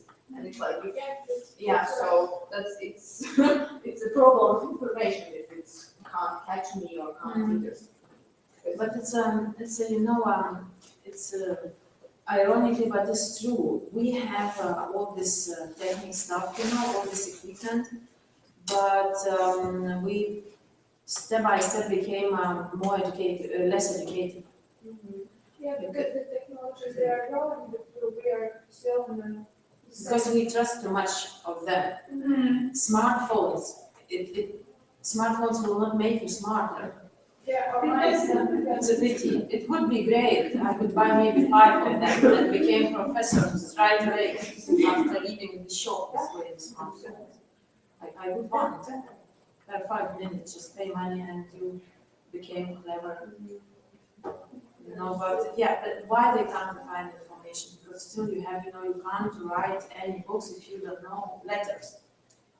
You can put here, I know, 5 computers, but if you don't know how to look and know any basics, they will not help. But yeah, it's a pity, but young generation thinking that they will buy some, if they will have some equipment, it will help them. It's a pity, but not. I don't know any professor, any clever, mature, and famous people, serious people, I mean, who became and who get these names, and who became famous and who can teach another student just because they have smartphones and make this, no, they just sit in libraries and archives and reading and then whole book desk and everything, and after that we can, for this reason, now we can take them both if they read. And you should know how to use this information. It's very interesting. But now, for example, we are from older generation who before visual turn, which we talk. Do you know what is a visual turn? Turn to visuality. Yes, and because we accept all this information through when we just do glance, and why all that used. Or before we had to, if we wanted to get some knowledge, we had to read a book. I am from that generation, before, books generation. You are view generation, But when you became a teacher for another generation, which will come after you, just now this question came on my mind, and you will be users, just computer, for example, how everything will be, how you will teach, for example. And when you will go to library, if you don't want to go now, I don't know, for me it's just maybe when you will understand that, it's enough, this all equipment, now I have to take some encyclopedia or stuff like that, very clever books, maybe it will be, situation will change, I don't know, I know, but for example, when I thought one teacher said, I'm thinking or stuff like that, I'm dreaming when my grandchild finally will come from the kindergarten with this planchette, something. Oh my God, I would never I would never see this view in my life, that my grandchild coming with some smartphones or something in hand. I thought it's a madness, you know, but I think they promoting just all this stuff. Maybe some corporations paying money for them too, I don't know. Nobody knows, yeah, but it's true, nobody knows who just fooling all this stuff. It's a pity. For this reason, as I every time telling, you should have you should improve your mind and your thoughts should be more critical and more very bright, you know, that you could say, whoa, stop, it's not works, you know, not working, for example, not with me. And you have to, you can't let for other people who want just to rule you to do that. But for this reason, again, you should try to get every day, and you should have, you must have to good information, serious information, which will help you to not lose yourself in this life. Okay. It's like it's not just I'm thinking about, yes, students, every time we attend, because I'm seeing how, you know, well, they're so optimistic, you know, you don't want to put them down, you know, but you try to say something. Today we have a maybe not very usual topic about graffiti. I understand, I interested in and I like graffiti, but and I did with students myself. But because I'm not not practical artist, just theoretical, and I just can organize all this stuff how to do. But it was quite interesting, and I will tell about this later. And now about graffiti, like about some alternative science of a specific visual dialect, because it's not difficult to understand. Just maybe that words or sentences is. Not usual which we're using in common life, but just I can tell it's this design and graffiti and everything is just like a science when people want to say to each other something, they want to communicate. Just they choose in this way, specific way which is closer for them, more they can understand this way, but it's a graffiti is nothing just from somewhere from the sky, but we can't understand. We just we must try to accept another people and who thinking different, and then behavior is maybe not, then behavior maybe we can't understand at first glance. It's the same graffiti artist, and sometimes you can say that they just hooligans or stuff like that. Could be and this stuff, but for this reason I want to prepare this topic and to talk a little bit wider to put front on this question. And you see these words in the city, the sentence, this expression, the city is no graffiti, it is empty and dead. It is empty and dead. Osgemeos is two brothers, they are twins, and they was not one time, maybe 3 times in Lithuania, and they participate in some biennale in Kaunas, some textile biennale. And they made a very nice graphic, they will show it later. And their point of view you can see clear. City without graffiti is empty and dead. And street art, now I will talk a little bit about street art and you will understand why, I'm starting not from a graffiti directly. Street art or street art intervention, I mean in the urban environment, is a steady in the steady art forms. And that art form, which is not maybe active now, with all of its tactical methods, variety of genres and forms, has become quite popular phenomenon today. I don't know in Riga, but when I walk a little bit, went for a walk, I can see some quite another graffitis, but town is bigger, and you will understand why is in the bigger towns graffiti is more popular. Why? Because people, one answer could be because people are more free and have more space, and in them environment, in them have more space to express yourself in this way. Yes, and I said is quite popular phenomenon today. Street art is defined as the practice of marking public space or itself as a public space markers, we could say both. Street art is graffiti, tagging tradition or territorial space modification. Street art is a graffiti modification. Graffiti is a tagging modification. It first start tags. Just, do you know what does it mean tags? Yeah, it's just your sound, yes? And street art is graffiti modification, graffiti is a tag modification, tagging modification. We know about it, about street art, from the 9th decade of the 20th century, quite a long time ago, when increased diversity of styles and techniques and imagines new form of relationships with urban spaces. As I said, graffiti is just new form of relationships. Like design, we talk communication is the same. Graffiti is just communication and relationships with urban spaces. Street artworks are identified using the same criteria as graffiti. It's recognized on the same basis as graffiti. It's illegal visual expression, illegal, embodied in a public space in the form of a drawing or inscription. And street art radically rejects involvement in the dominant culture and the art process and offers traditional codes of visual representation transformed by aerosol dispensers.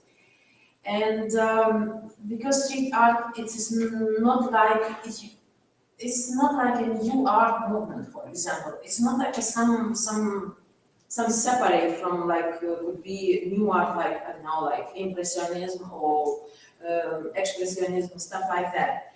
It's just it was involved in the dominant culture of the process, as I said, and offers traditional codes of visual representation. He just offers traditional codes of visual representation transformed by aerosol dispensers. And perhaps we can say that one of the reasons for more active interest in street art is routinization of well-established art. And the desire to see artworks not only at the representative museums or gallery spaces, but also in unusual urban areas, for example. And every time you will see some of that artists, and when people tell you that they are vandals or hooligans, stuff like that, no, some of them is professional artists, they graduate quite good, they have quite good education, graduate academies of art and all this stuff. And they just maybe was, I don't know, more brave than other than colleagues or stuff like that. They just to look more ways to express themselves. And it's just, as I said, because routinization of well-established art, they want to do something against that, to fight maybe with that. But it's quite civilized methods. And I think street art was and still is a brave and controlled system, a form of self-expression and unique and interesting urban space vision and reflection. Just unique and interesting urban space vision, artist vision, and they after reflect all this vision and telling for us, just come and look and admire and do it, you can, and say. And culture historian from St. Petersburg, Dmitry Wolfson, said that street art is aesthetic rebellion, it's like aesthetic revolution. Rebellion not against the individual features of the system, not against the individual features of the system or corrupt culture institution, but against the consumer society, against the consumer society in general, capitalist way of life, racial and class inequality, police brutality, unemployment, social insecurity, and so on. And you can see how you can, for example, after this description, how you can to say that graphic art is just some simple hooligans. They protesting against all this stuff which which don't like any of us. And we could say, yeah, we don't like, for example, racial and class inequality, but just we maybe different people has different ways to do that. And police brutality and employment, you could see it's a quite big problems. They try to solve it in artistic way. This rebellion is without a program, just without a coherent rhetoric and clear contact. Rebellion undergoes spontaneous, here and now, not as formal organized resistance. And it's not like organized fight, but just as telling Dmitry Wolfson is spontaneous rebellion, here and now. Street art is in itself controversial and polemic, and of course, not all can be called art, as we said. It's just what you've seen some doing on the walls is not nothing common with street art, but just it could be named hooligan. People who are doing that. Governments just I will go back later, and I want to see. I want to show for you this twins brothers of Gemeos. It's in Kaunas in Lithuania. They made this graffiti when they worked in the time of Kaunas Biennale. And now government sometimes financially supports street art projects. This project it has financially support. And I want to say government made it legal. And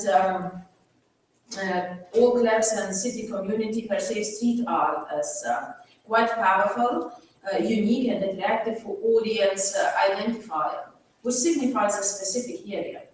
And maybe, for example, clubs and some government, they will think, okay, we will give, it's a better way to give money for artists and to show for them that place where they can draw, then they will do it spontaneously and to maybe, I don't know, they're telling damage to the walls. For example, this dental cabinet in Commons with the small girl sitting, they just put another color on this wall, and this, I like this graffiti, it's a very, I don't know, I think it's decorate this wall, but people or doctors or I don't know who works with that cabinet, they have different opinion and just colored another colors, and this will now exist on this wall. And moreover, street art is humanizing city of urban spaces. And why we telling that street art? Street art is humanize the city, because street art came from the bottom. It's from street art first, when it appeared, when it started, people doing this. There was not a professional artist. It's just And for this reason, we're telling it comes from the bottom, and it means it's created by the guys from the street, who we are familiar with. You and your friend, somebody would be, because every time to the artists, we are looking like to the gods, if there is someone, in an art exhibition or somewhere, every time artists stand in front of the public, and we're not talking now when we came to the opening art exhibition, for example, or to museums. And it's every time it's making some barrier, all this process. Or street art was just, it creates guys from the street. For this reason, we can say that this art is a humanizing the activity urban space. And graffiti, and it's making this imagination that everybody could do that, because it's an open area. And as I said, it's telling just simple guys. It's very close to us. Graffiti, as I said, the predecessor of the current street art, was born in the 7th decade of the 20th century in the United States. Street art, as I said, 9th decade, graffiti 7th decade in the 20th century in the United States. And graffiti was friend of hip hop and breakdance culture. And graffiti develops bombing subway trains on, and namely the New York subway made graffiti as global sensation. And buildings wall and they bombing, they telling that they bombing, not drawing, not painting, but bombing. And they bombing subway trains, building walls, and often in violation of the law, receiving a penalty. But all this stuff that police every time could arresting them and giving some, they had to pay some money for that, or maybe they spent some time in the prison. But this did not prevent some of them became expensive stars, which you know graffiti. Can you say some names of graffiti artists which just became very famous, and his artwork is very expensive?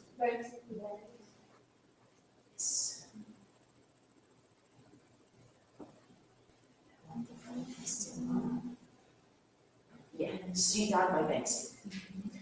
And you can notice that this artist has his own style, for example, and you can't recognize the straight away Banksy, but this another French artist, same like Banksy, all this stuff doing, but you can recognize directly that is this artist, and yeah, and despite all this dangerous stuff, and they still doing, and despite that became, as we talk, quite successful. And just want to, if about Starland showed Osgemeas in the Commons Pictures Gallery wall, is still on that wall, and you can't recognize too, and in all the world is nobody I come to find something same. And they every time using very bright colors, yellow and red, and you can't see this more like some maybe human beings or some creatures, it's the same like human people. It's them last artworks in Canada, and they did it on this graffiti street art and big some cans in Port maybe somewhere. It's a them last artwork, and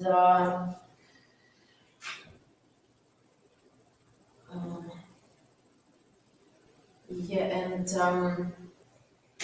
another very famous artist Basquiat, and which is used Manhattans as his canvas. And I think you heard it about him. He was quite close to Andy Warhol, and is a quite expensive artist too. But it's it's quite, I think, confused or not when we tell it's expensive art. How we can buy, for example, graffiti if they do it on wall? Just, do you know how to do that?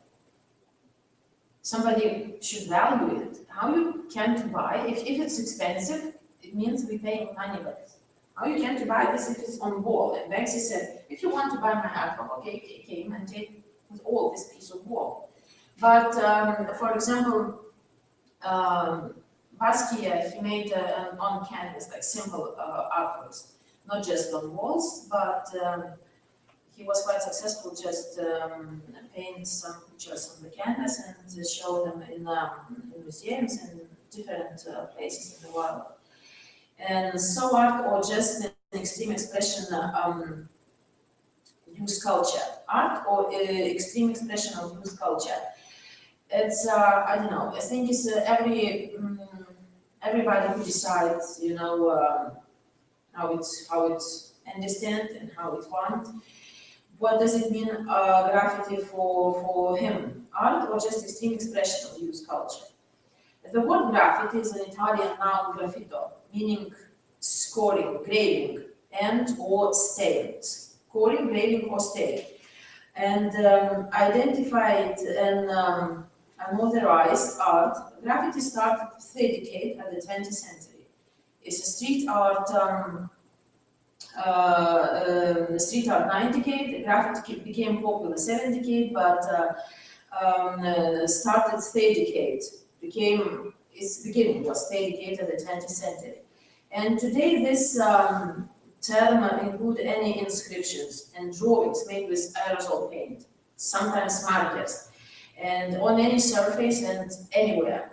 So we are talking about nowadays, but we know that we could say that graffiti maybe could be drawings in caves, drawings on the walls, and it could be, we could agree or we could have our private opinion, but graffiti was loved by ancient Greek and Roman literary population, as well as the Mayans and the Egyptian. They liked graffiti too, and we can understand how old this graffiti is, this type of expression. And graffiti practice forms are divided into two broad categories. It's a traditional graffiti and the post-traditional graffiti. And traditional graffiti is the primary form of graffiti that emerged in the 70s decade, as I said, in New York and Philadelphia. It came from Philadelphia and just New York took it and makes more popular. And traditional graffiti generated by a narrow circle of subcultures and members. And you know that first they used just like a task, put a sign somewhere on the wall, like we write it sometimes. Here was this and this. And this, love this, is some text, and but what was most important and main stuff? If we talk about tax, is you should leave your sign, just make it some tag, or it could be not your name, like example, I don't know, Ruta or stuff like that. No, it could be your nickname. It should be your nickname, but this nickname should understand all the group, your friends. It's the most important. And for graffiti to exist, two things, which is mainly needed. It's aerosol paint and free circulation of information. It's important. Graffiti would not be a font without the required technology and also minimal cultural openness. Culture should be open for that. And except all post-Soviet countries, you and Lithuania and Estonia, and graffiti drawing is hardly possible in authoritarian societies. When is a regime societies and when there's no freedom in your hands, graffiti is impossible to do.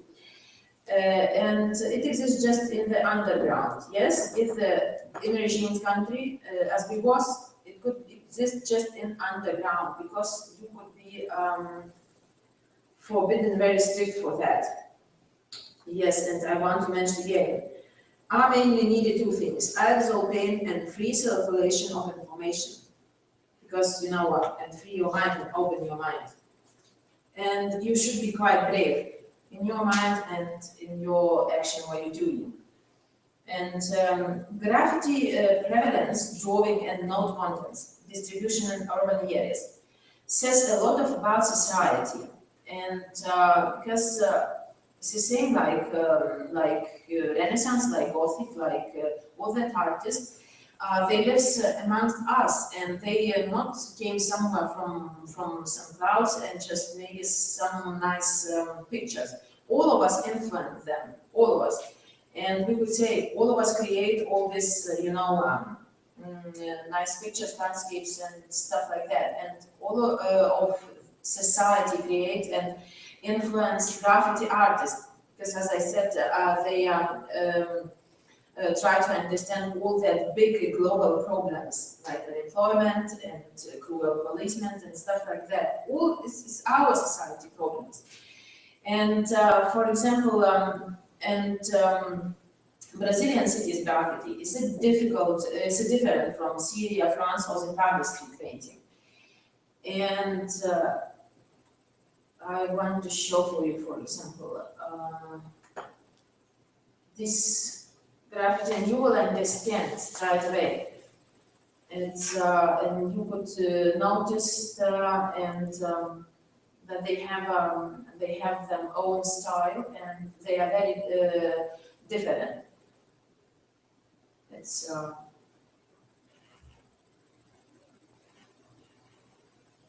Europe.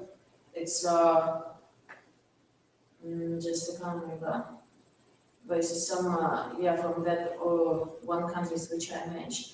But what I noticed, all that countries and brothers, for example, Osgimeers, who was in Lithuania, you can notice other countries, for example, in Europe, this graffiti maybe is a little bit not so bright, because people who live more in the south, deeper in the south, it's a brighter colors coming, and I think it's a natural. And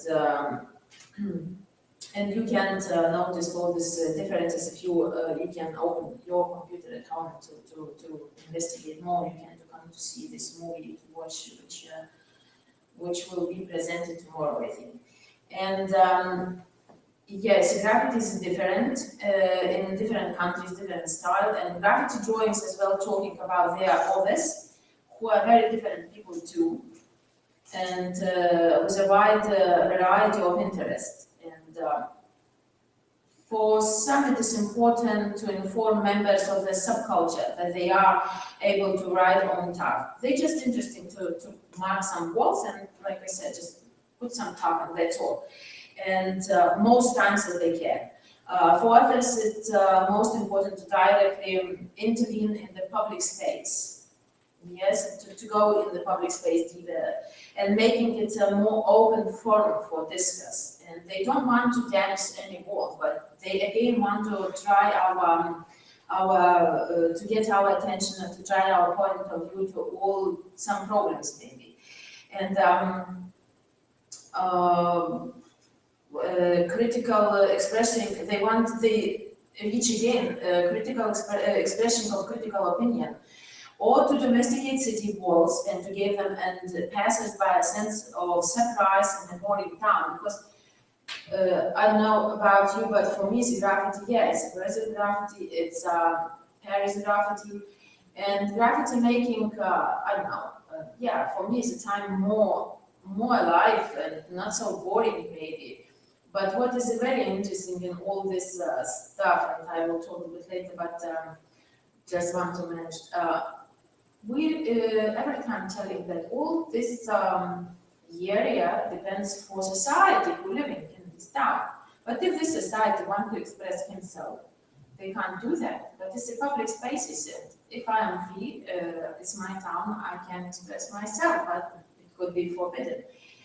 Yeah, and you can see all this problem, what we talk about, especially before this championship of football in Brazil. You know what the problems, what happened, why they was against all this stuff. Do you know what I'm talking about?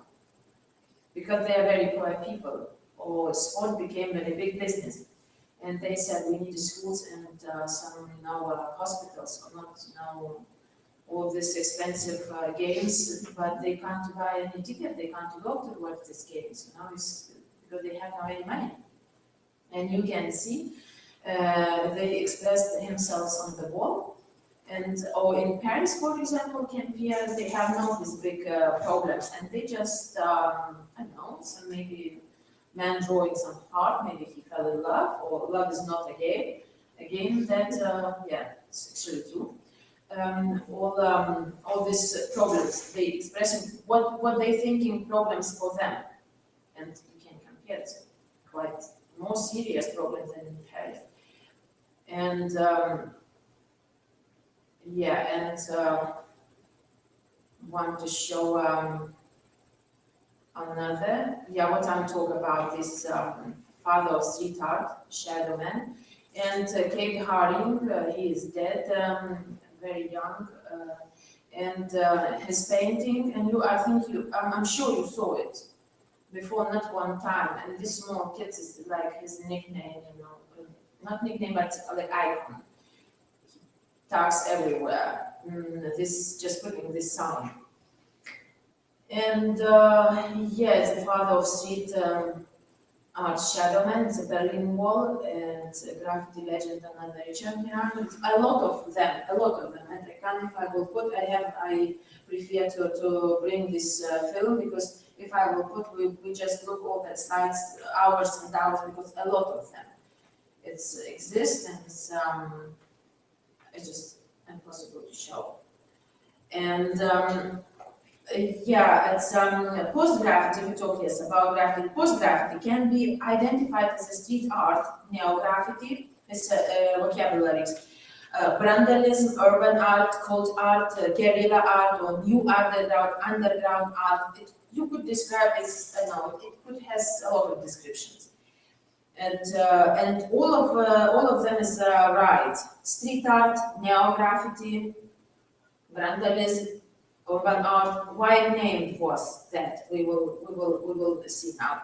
And most street graffiti drawers are the new traditional, usually call it street art. It can be interpreted in two ways: as a new form of graffiti, or as any artistic activity in a public space. Because it's a new form of graffiti, because they start to use different materials again involved and mix all the techniques and talks and graffiti and street art, and for this reason usually called street art in general, street art. And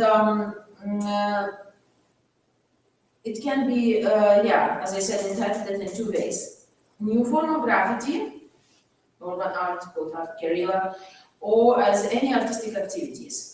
And post-graffiti emerged about the 9 or 10 decades of the 20th century, this last age. During this period, content of the graffiti notes became very diverse. And tags is no longer a universal private or common post. Graffiti drawers try to communicate more information. Because when you write in just tags, these tags could understand the people who knows what does it mean.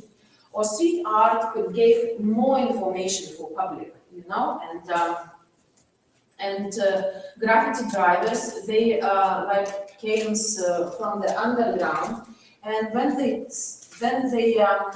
realized that they came to talk about all that serious problems, was not just enough to write your name, your nickname, to put a tag. They want to express, they want to show that they understand their problems, and they want to show their problems for us. And for this reason, they try to communicate more wide, and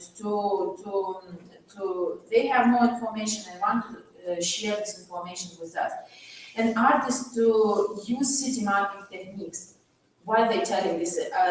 Call it street art is a another names, because they're using more techniques. It's a stencil, paper, poster, stickers, and in this way, the graffiti, the former is mainly the traditional of writing, becomes the culture of writing and drawing. Because if we tell in tags, and we tell if they never called them before drawers or painters, they telling writers, because tags is right, yes? And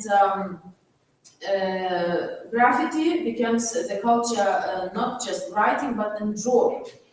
And we could see that traditional graffiti had its own techniques and focused on the tag writing, as I said, on the walls or some vehicles. It was very popular, this all, trains and everything.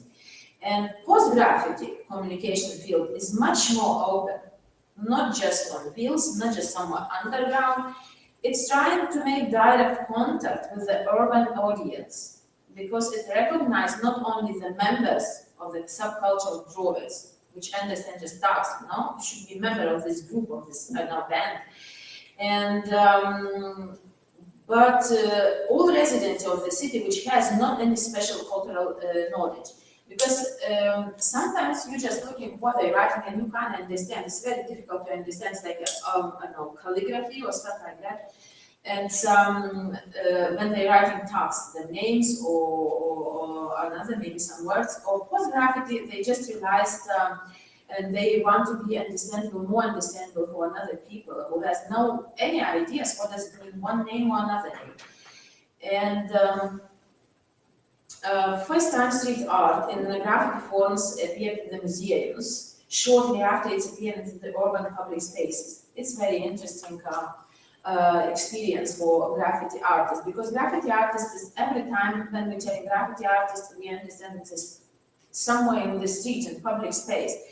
But in 1973, maybe art dealers or stuff like that, they just looked at that type of art expression, and maybe they thought, maybe I could get money, maybe I should bring it to museum, and why not? In this way, street artworks are converted into the official cultural values. But what happened? Changed the semantic of graffiti, neutralized their ideological load. If you put in graffiti, as I said every time, it's like protest. But when you put this in museum, he will lose his power to be like a protest. In art history, was some examples, because when I said nobody knows who ruling all this world, was some examples when government decide that they can't just take this artist and put in a prison, and everybody will know, his friend or some society will say, well, what are you doing? You just put in some, people who just want to make a graffiti. And they decide, maybe we have to give money for them to put them in museums and utilize them in the other way, in very civilization way. And in the, for example, because it's never government tell that they doing this, and all the sponsors are saying, they thought, no, we're not doing it, we just let you to do what you want. But it's was in art history when government, for example, this is some movement of artists, some group of artists, yes, and they try because they every time they every time are protesting. And when government noticed that this protest became to the very big protest and will be very difficult to rule them, they just choosing one artist from them, which is maybe not very talented, but which has maybe influence in them group, and they start supporting. They start pushing him to the art galleries, to somewhere. They start writing about him, nice articles. Everything is paid for that, but nobody knows about that. And this artist telling for this another his mates, telling, why want to make some confrontation? Why want to make some protest? We're getting money. We have exhibition halls. We can to make some exhibition. Maybe we should stay good with calm and not protesting and stuff like that. And just government very clever to in that way to doing and utilize all this stuff. Not every time, of course, but it's just one way on how to make them not so seen in society and not not encourage them to make some revolutions. And because when revolution starting can have intelligent people or artists they are intelligent people. For this reason, every time government tries to at first neutralize all scientists and artists because they start moving all this stuff. And it could be, it's possible. And for this reason, street art was taken to the museum, but it's just lost its power. And the question, forms of the street art museum can be defined as the art of the street. What do you think? Can street art museum be defined as the art of the street? Formally can. But as I said, no. It will be neutralized and just like a toy. And maybe the government in this way and graffiti to the museum, they want to neutralize and that creator, as I said, it could be because it happened before. And art history has these government business examples, as I said for you. But on the other hand, this every stick has two ends. On the other hand, admitting graffiti to official museums, what does it mean? It means a step for them, for graffiti artists, towards the recognition of this art. It becomes more seen, and it becomes like a high art-treated market, and it becomes like it's involved in market of this business, and it becomes like participate in all this market business. It becomes more seen, and all of us are human beings. All of us want to have money, and artists. Just some of them thought, why not? Okay, if they're selling my artworks, why not?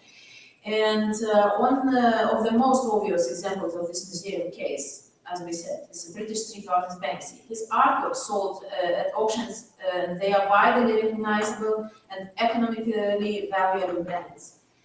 And the next, it would be quite strange if artists would say, I'm very popular, but I will not sell my money. I will sell on the streets in tents, but no, I will not take that money. Of course, it would be quite strange. And the next step in the institutionalization of street art becoming the object of attention of analysts. Art historians and critics distinguish street art performers whose names are recorded in the recent history. And again, when they became popular, this art critics, art historians, they try to write some articles about them, and it's the same like bring to them from the underground up, and to show for people like some like just simple art movement. And in this way, the best established artist associated with the street art and his ideology are Kate Harris and Jean-Michel Basquiat. I showed for you them. So Michel Basquiat is yes, very famous, and Kate Haring, and you will find a lot of pictures on the internet. Kate Haring is very long. You can see this yellow was was a right protest against this regime which was crashed. But you can see, yes, yeah, and it was very good occasion and very good place to protest for art of this Berlin wall. And Kate Haring and Basquiat, and they became quite famous because art critics and took the dealers art to the museums and started writing about him. Different articles, but all of them, they are quite unhappy because they're very young.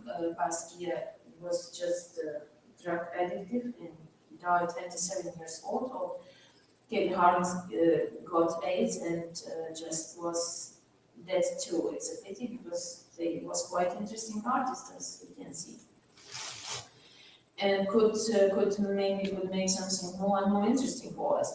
And street art, I want to mention that Basquiat and Kate Haring, it's just examples about this, how can graffiti street art communicate with government, and for both of them it's a quite good result. And the artists became famous and got money, and art history, and we know about them because art historians wrote about them and put to museums. And street art in galleries losing the fundamental criteria of this phenomenon, the publicity and illegality, social criticism moments are the minimum.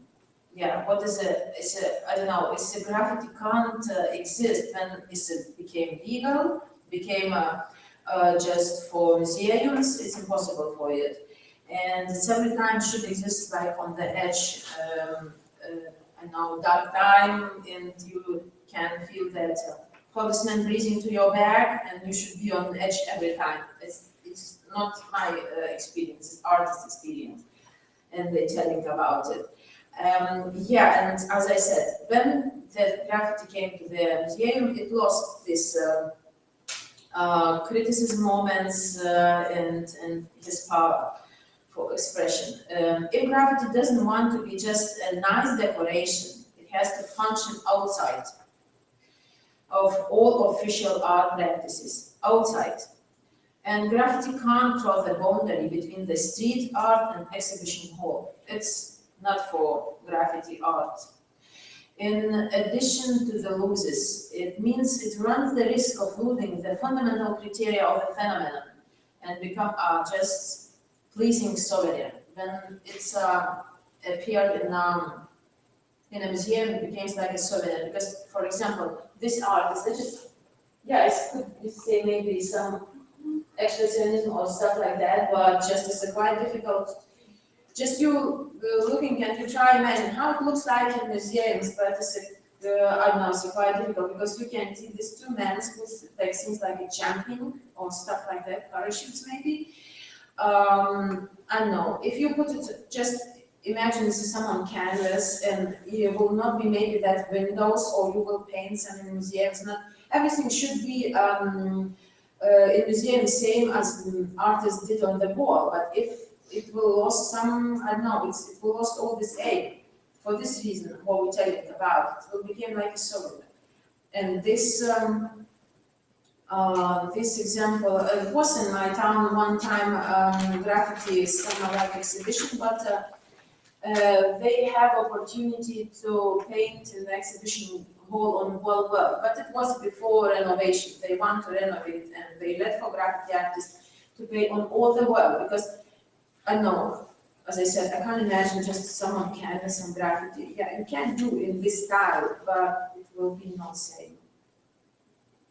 Yeah, and as I said about this big program, and again, this artwork is about this genetic modified all that products, and you can see the people making just stop sign for green some creature, which is quite often I think we can do this program in our life.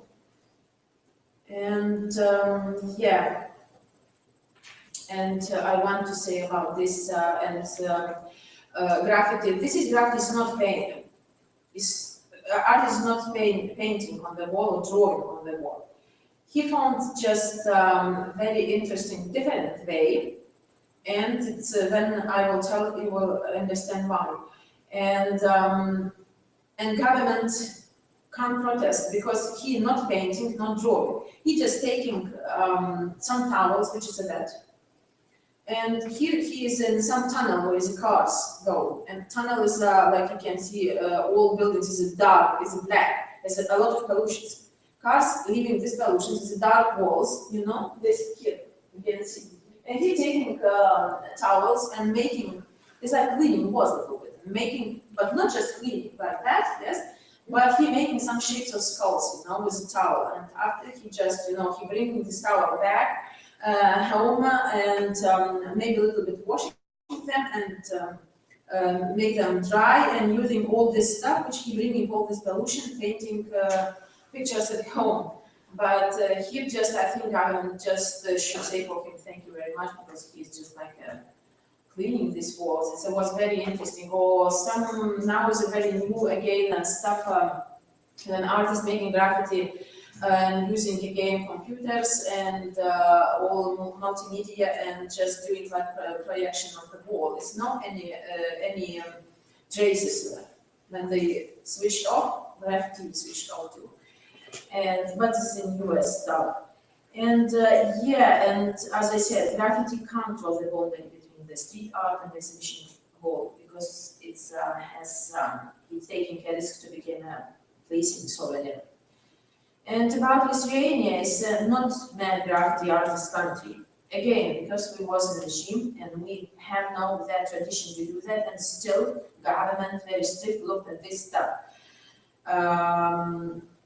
Yeah, maybe have no metro, I don't know, because in New York first they start to paint in metro, the tubes. Graffiti history in Lithuania began in 1993. And of course, graffiti first in Lithuania too appeared under bridges and sleeping areas somewhere. And this here is a Lithuania, some artists and who did this graffiti.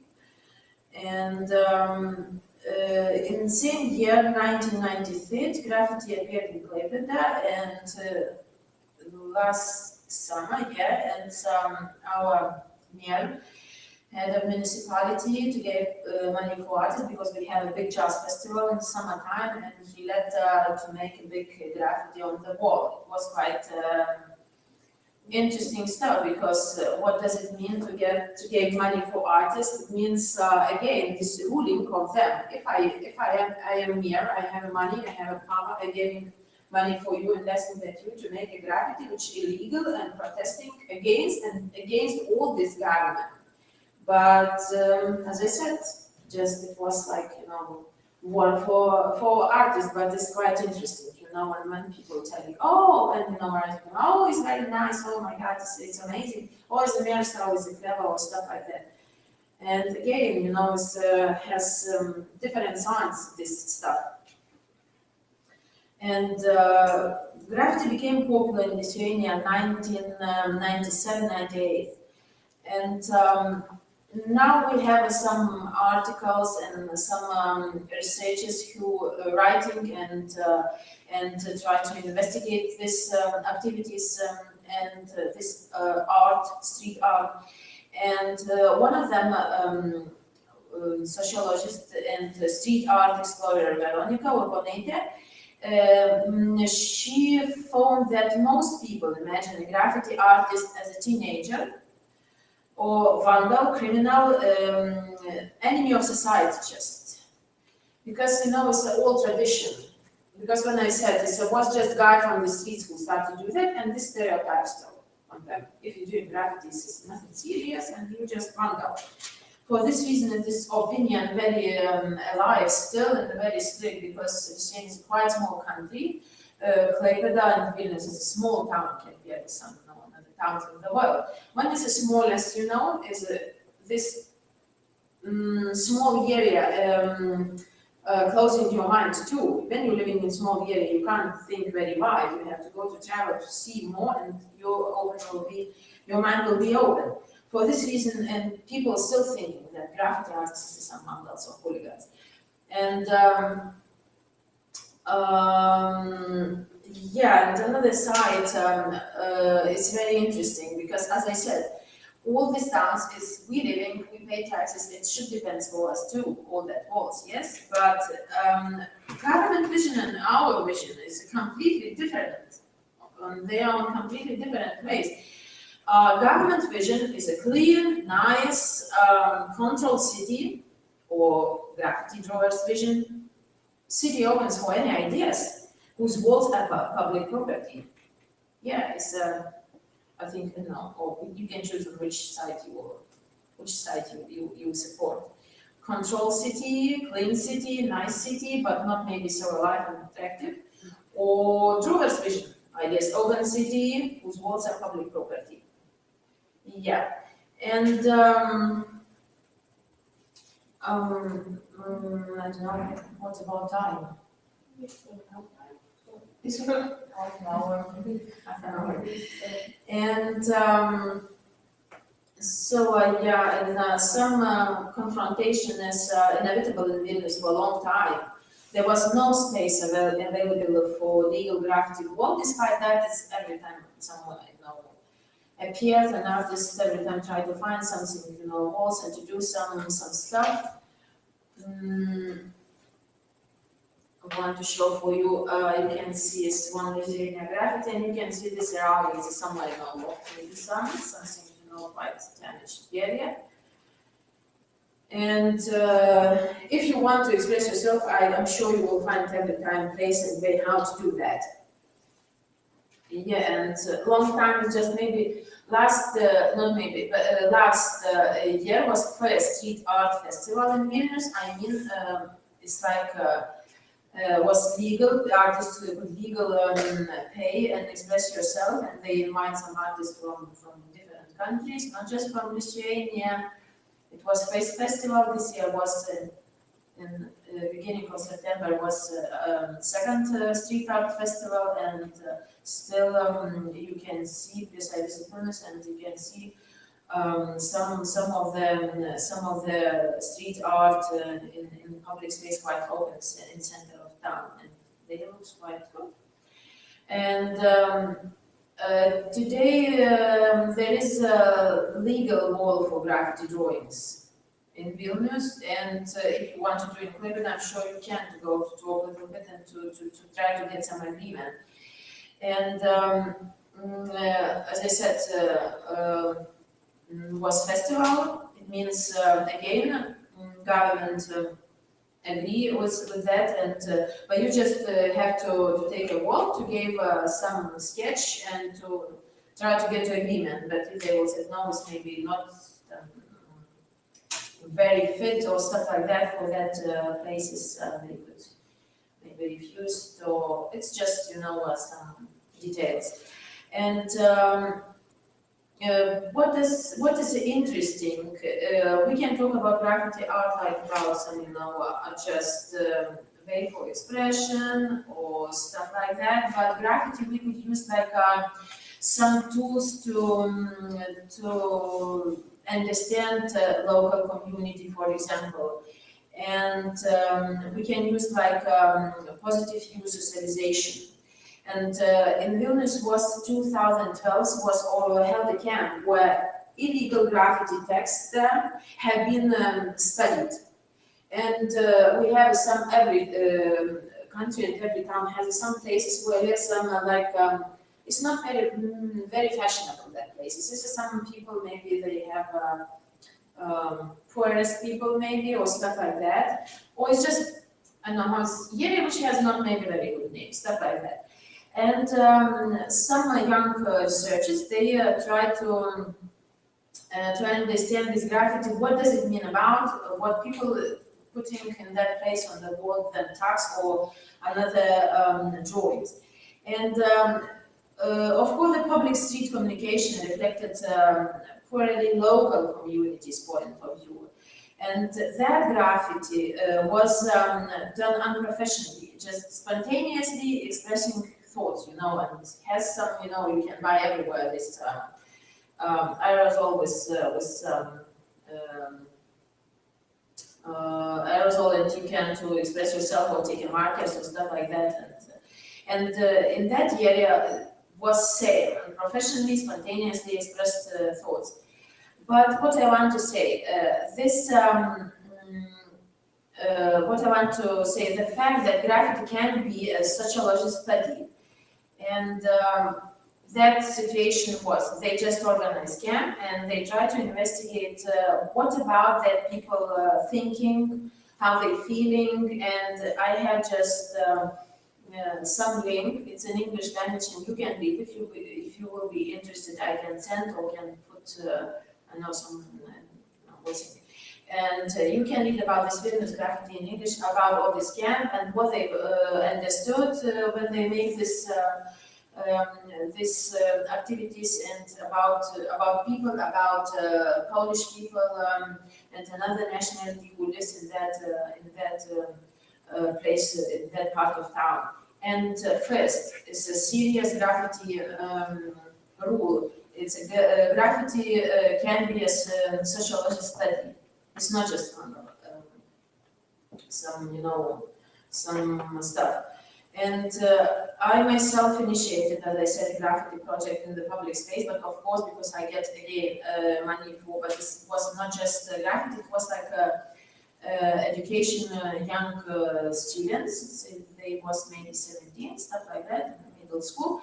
But and we tried to make some famous Lithuanian writer, and we tried to make his some expression on the wall in public space. And I had to get permission too, because we made it in market in Lithuania.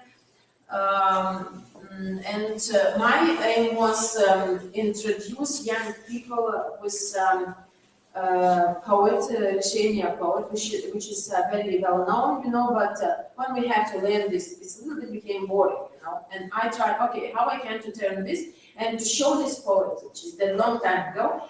And we had to learn it, you know, but I want to show this from another side, you know. And I bought for them this all, you know, equipment, and they were so happy. They never did it before, but I think they was quite successful. But they was this professional graffiti artist. They had to make some sketches first, and have to put on the wall, have to look how everything's going.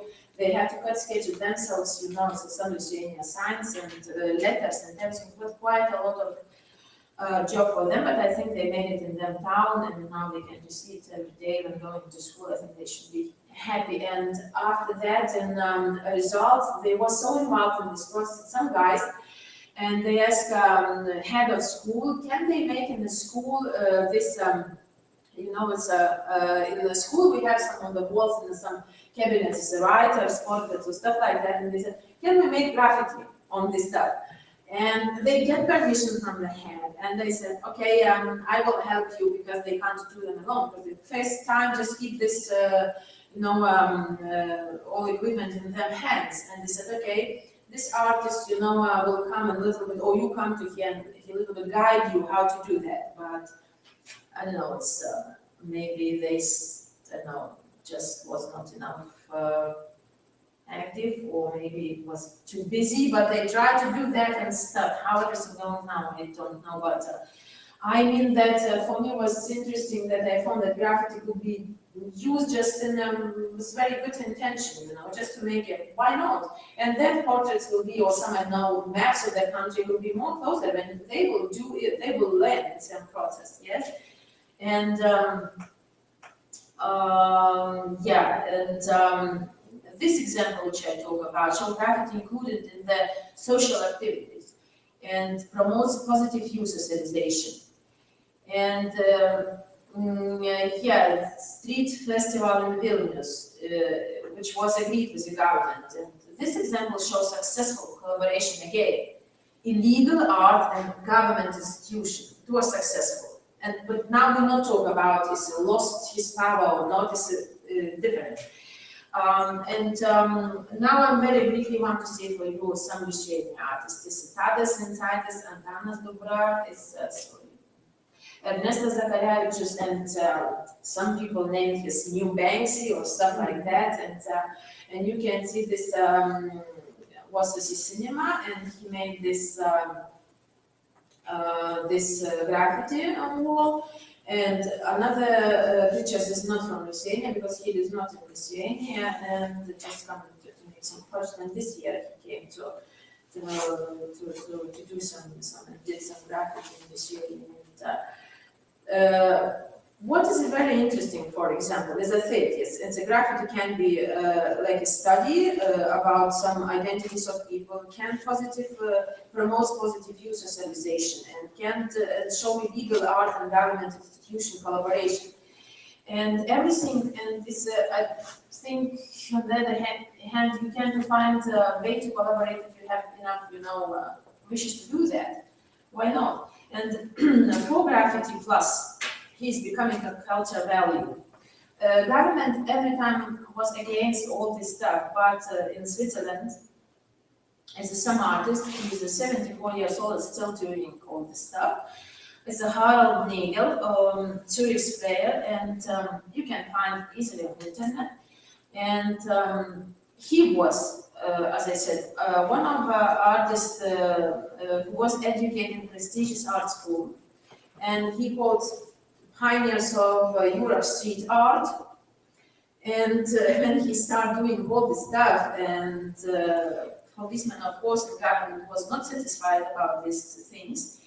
And he was convicted in court, and he had to leave country and spend some time in Germany, and now he is, as I said, 74 years old, and few surviving his artwork is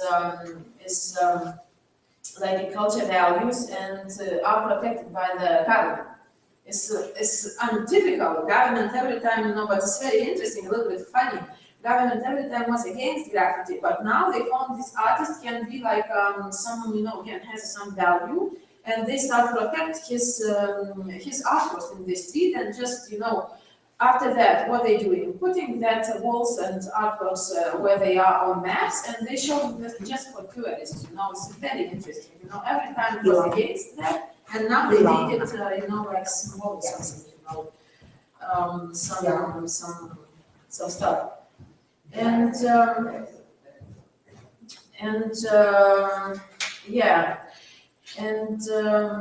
graffiti and street art becomes a form of political protest. It was every time political protest. And street artist voice can reach a lot of people. More people than, for example, if artists every time protest, but if they putting all them artworks in exhibition hall, for example, you have to find the time, you have to go, you have to pay for ticket, and mostly you have to find the time, you have to find the mood to go, or if they protesting and make these artworks on street, and definitely you will notice when you going through that wall or stuff like that, and it means their voice can reach a lot of people, more people than art galleries. And of course it depends where this street art is published. And because you understand that they can work sometimes just in underground and where it's not very crowded, not in center, where it's just well-established buildings, all this stuff. And over the past 2 decades, social and humanities scientists evaluate graffiti as legitimate objects for research. And what is very interesting, as I said, you can find that graffiti could be a sociological study and promotes positive use of civilization, as I said, and all that stuff. But graffiti starts using to anthropologists to analyze specific urban use culture, for example. They're just taking some pictures, some examples of art, street graffiti, and can to analyze use subculture.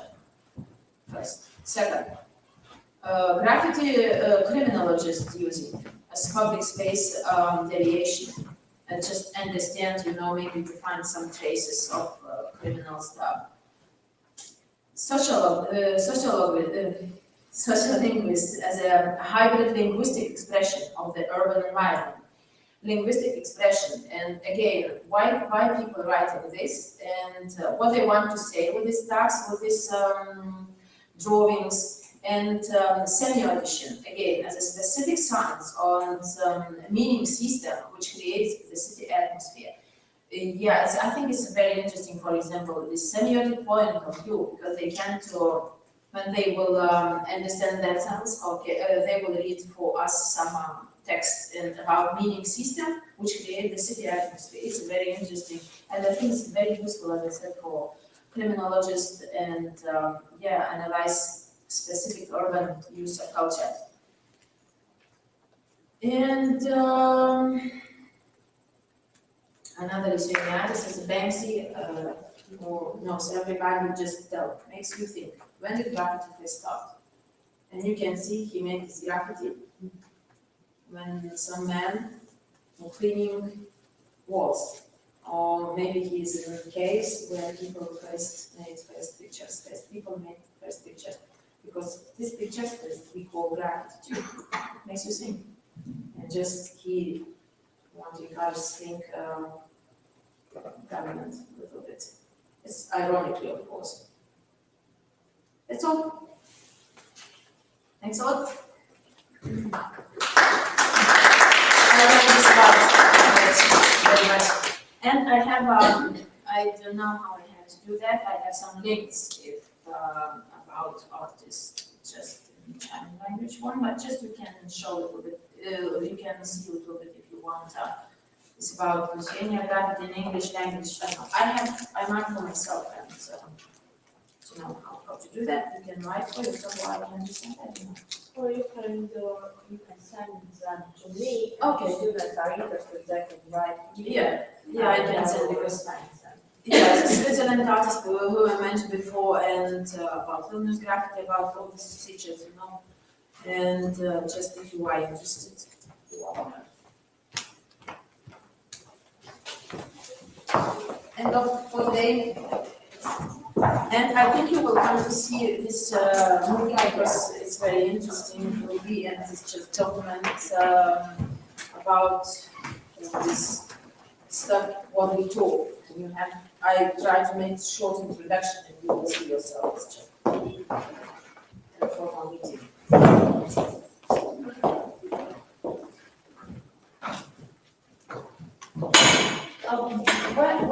Where we will be, I don't know myself. What? This movie, where we will go to see? I probably will stay here. Here, oh, okay. House, nothing changed. Oh, coronation is on the board.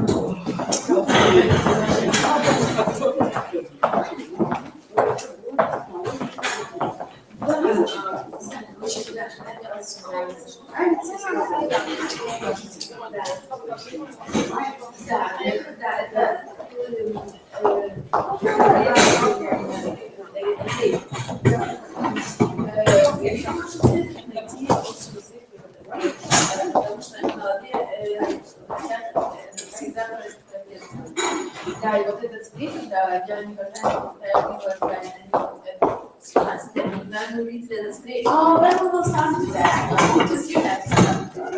Ну, вы должны сделать это. Я сейчас квартиры.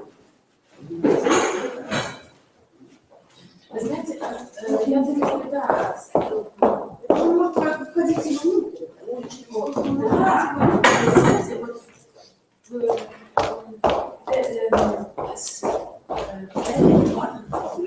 очень важно, что как-то научить по-другому людей. Это самое важное. Есть Да, есть книга, или это, да, с этим надо, да, то есть можешь говорить. Да, ну это же creative challenge. Да, потому что они должны быть, они берут вообще такое, знаете, у нее это, знаете, как, ну, это должно быть ночью, с монетчиками. И они имели такое дело, что когда паровоз сидит, few minutes, они должны, да, за это хорошо, потому что тебя может тренинг, он едет, и ты можешь упасть или что-то такое, но это, знаете, уже для профессионалов высшего наказа, но правда научиться, что это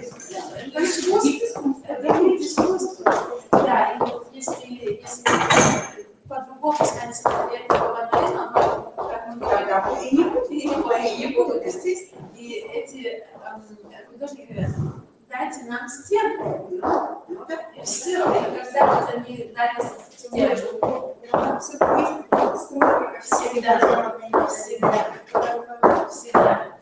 есть.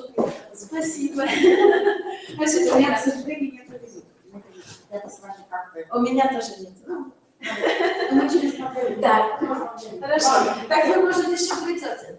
Ну, в пятницу у меня вообще-то урок, но я, может быть, и приду. Хорошо.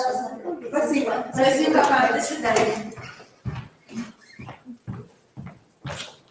I also want to start.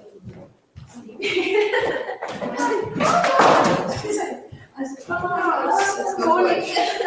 not your problem, it's more their problem in general.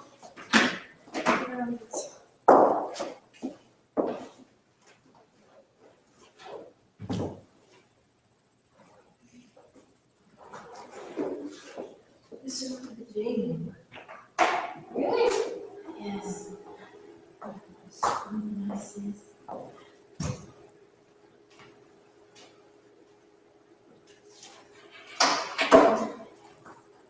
So yeah, you just can send me the links. Okay. And I will send Maybe it will be, Yeah, that's one group asked me, yeah, so others. Okay. Yeah, because you know this thing, it's very difficult to write for yourself. And Yeah. maybe not send blah, blah, blah.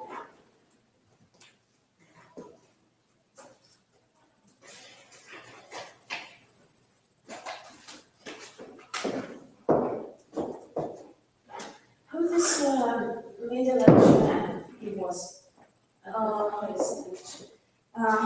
He's a professor, he's not a professor, and he's teaching, I say like, something with visuals, things like drawing, not drawing, composition. Yeah. Yes. Students. Oh, like he's not a professor because I think he don't have doctorate degree.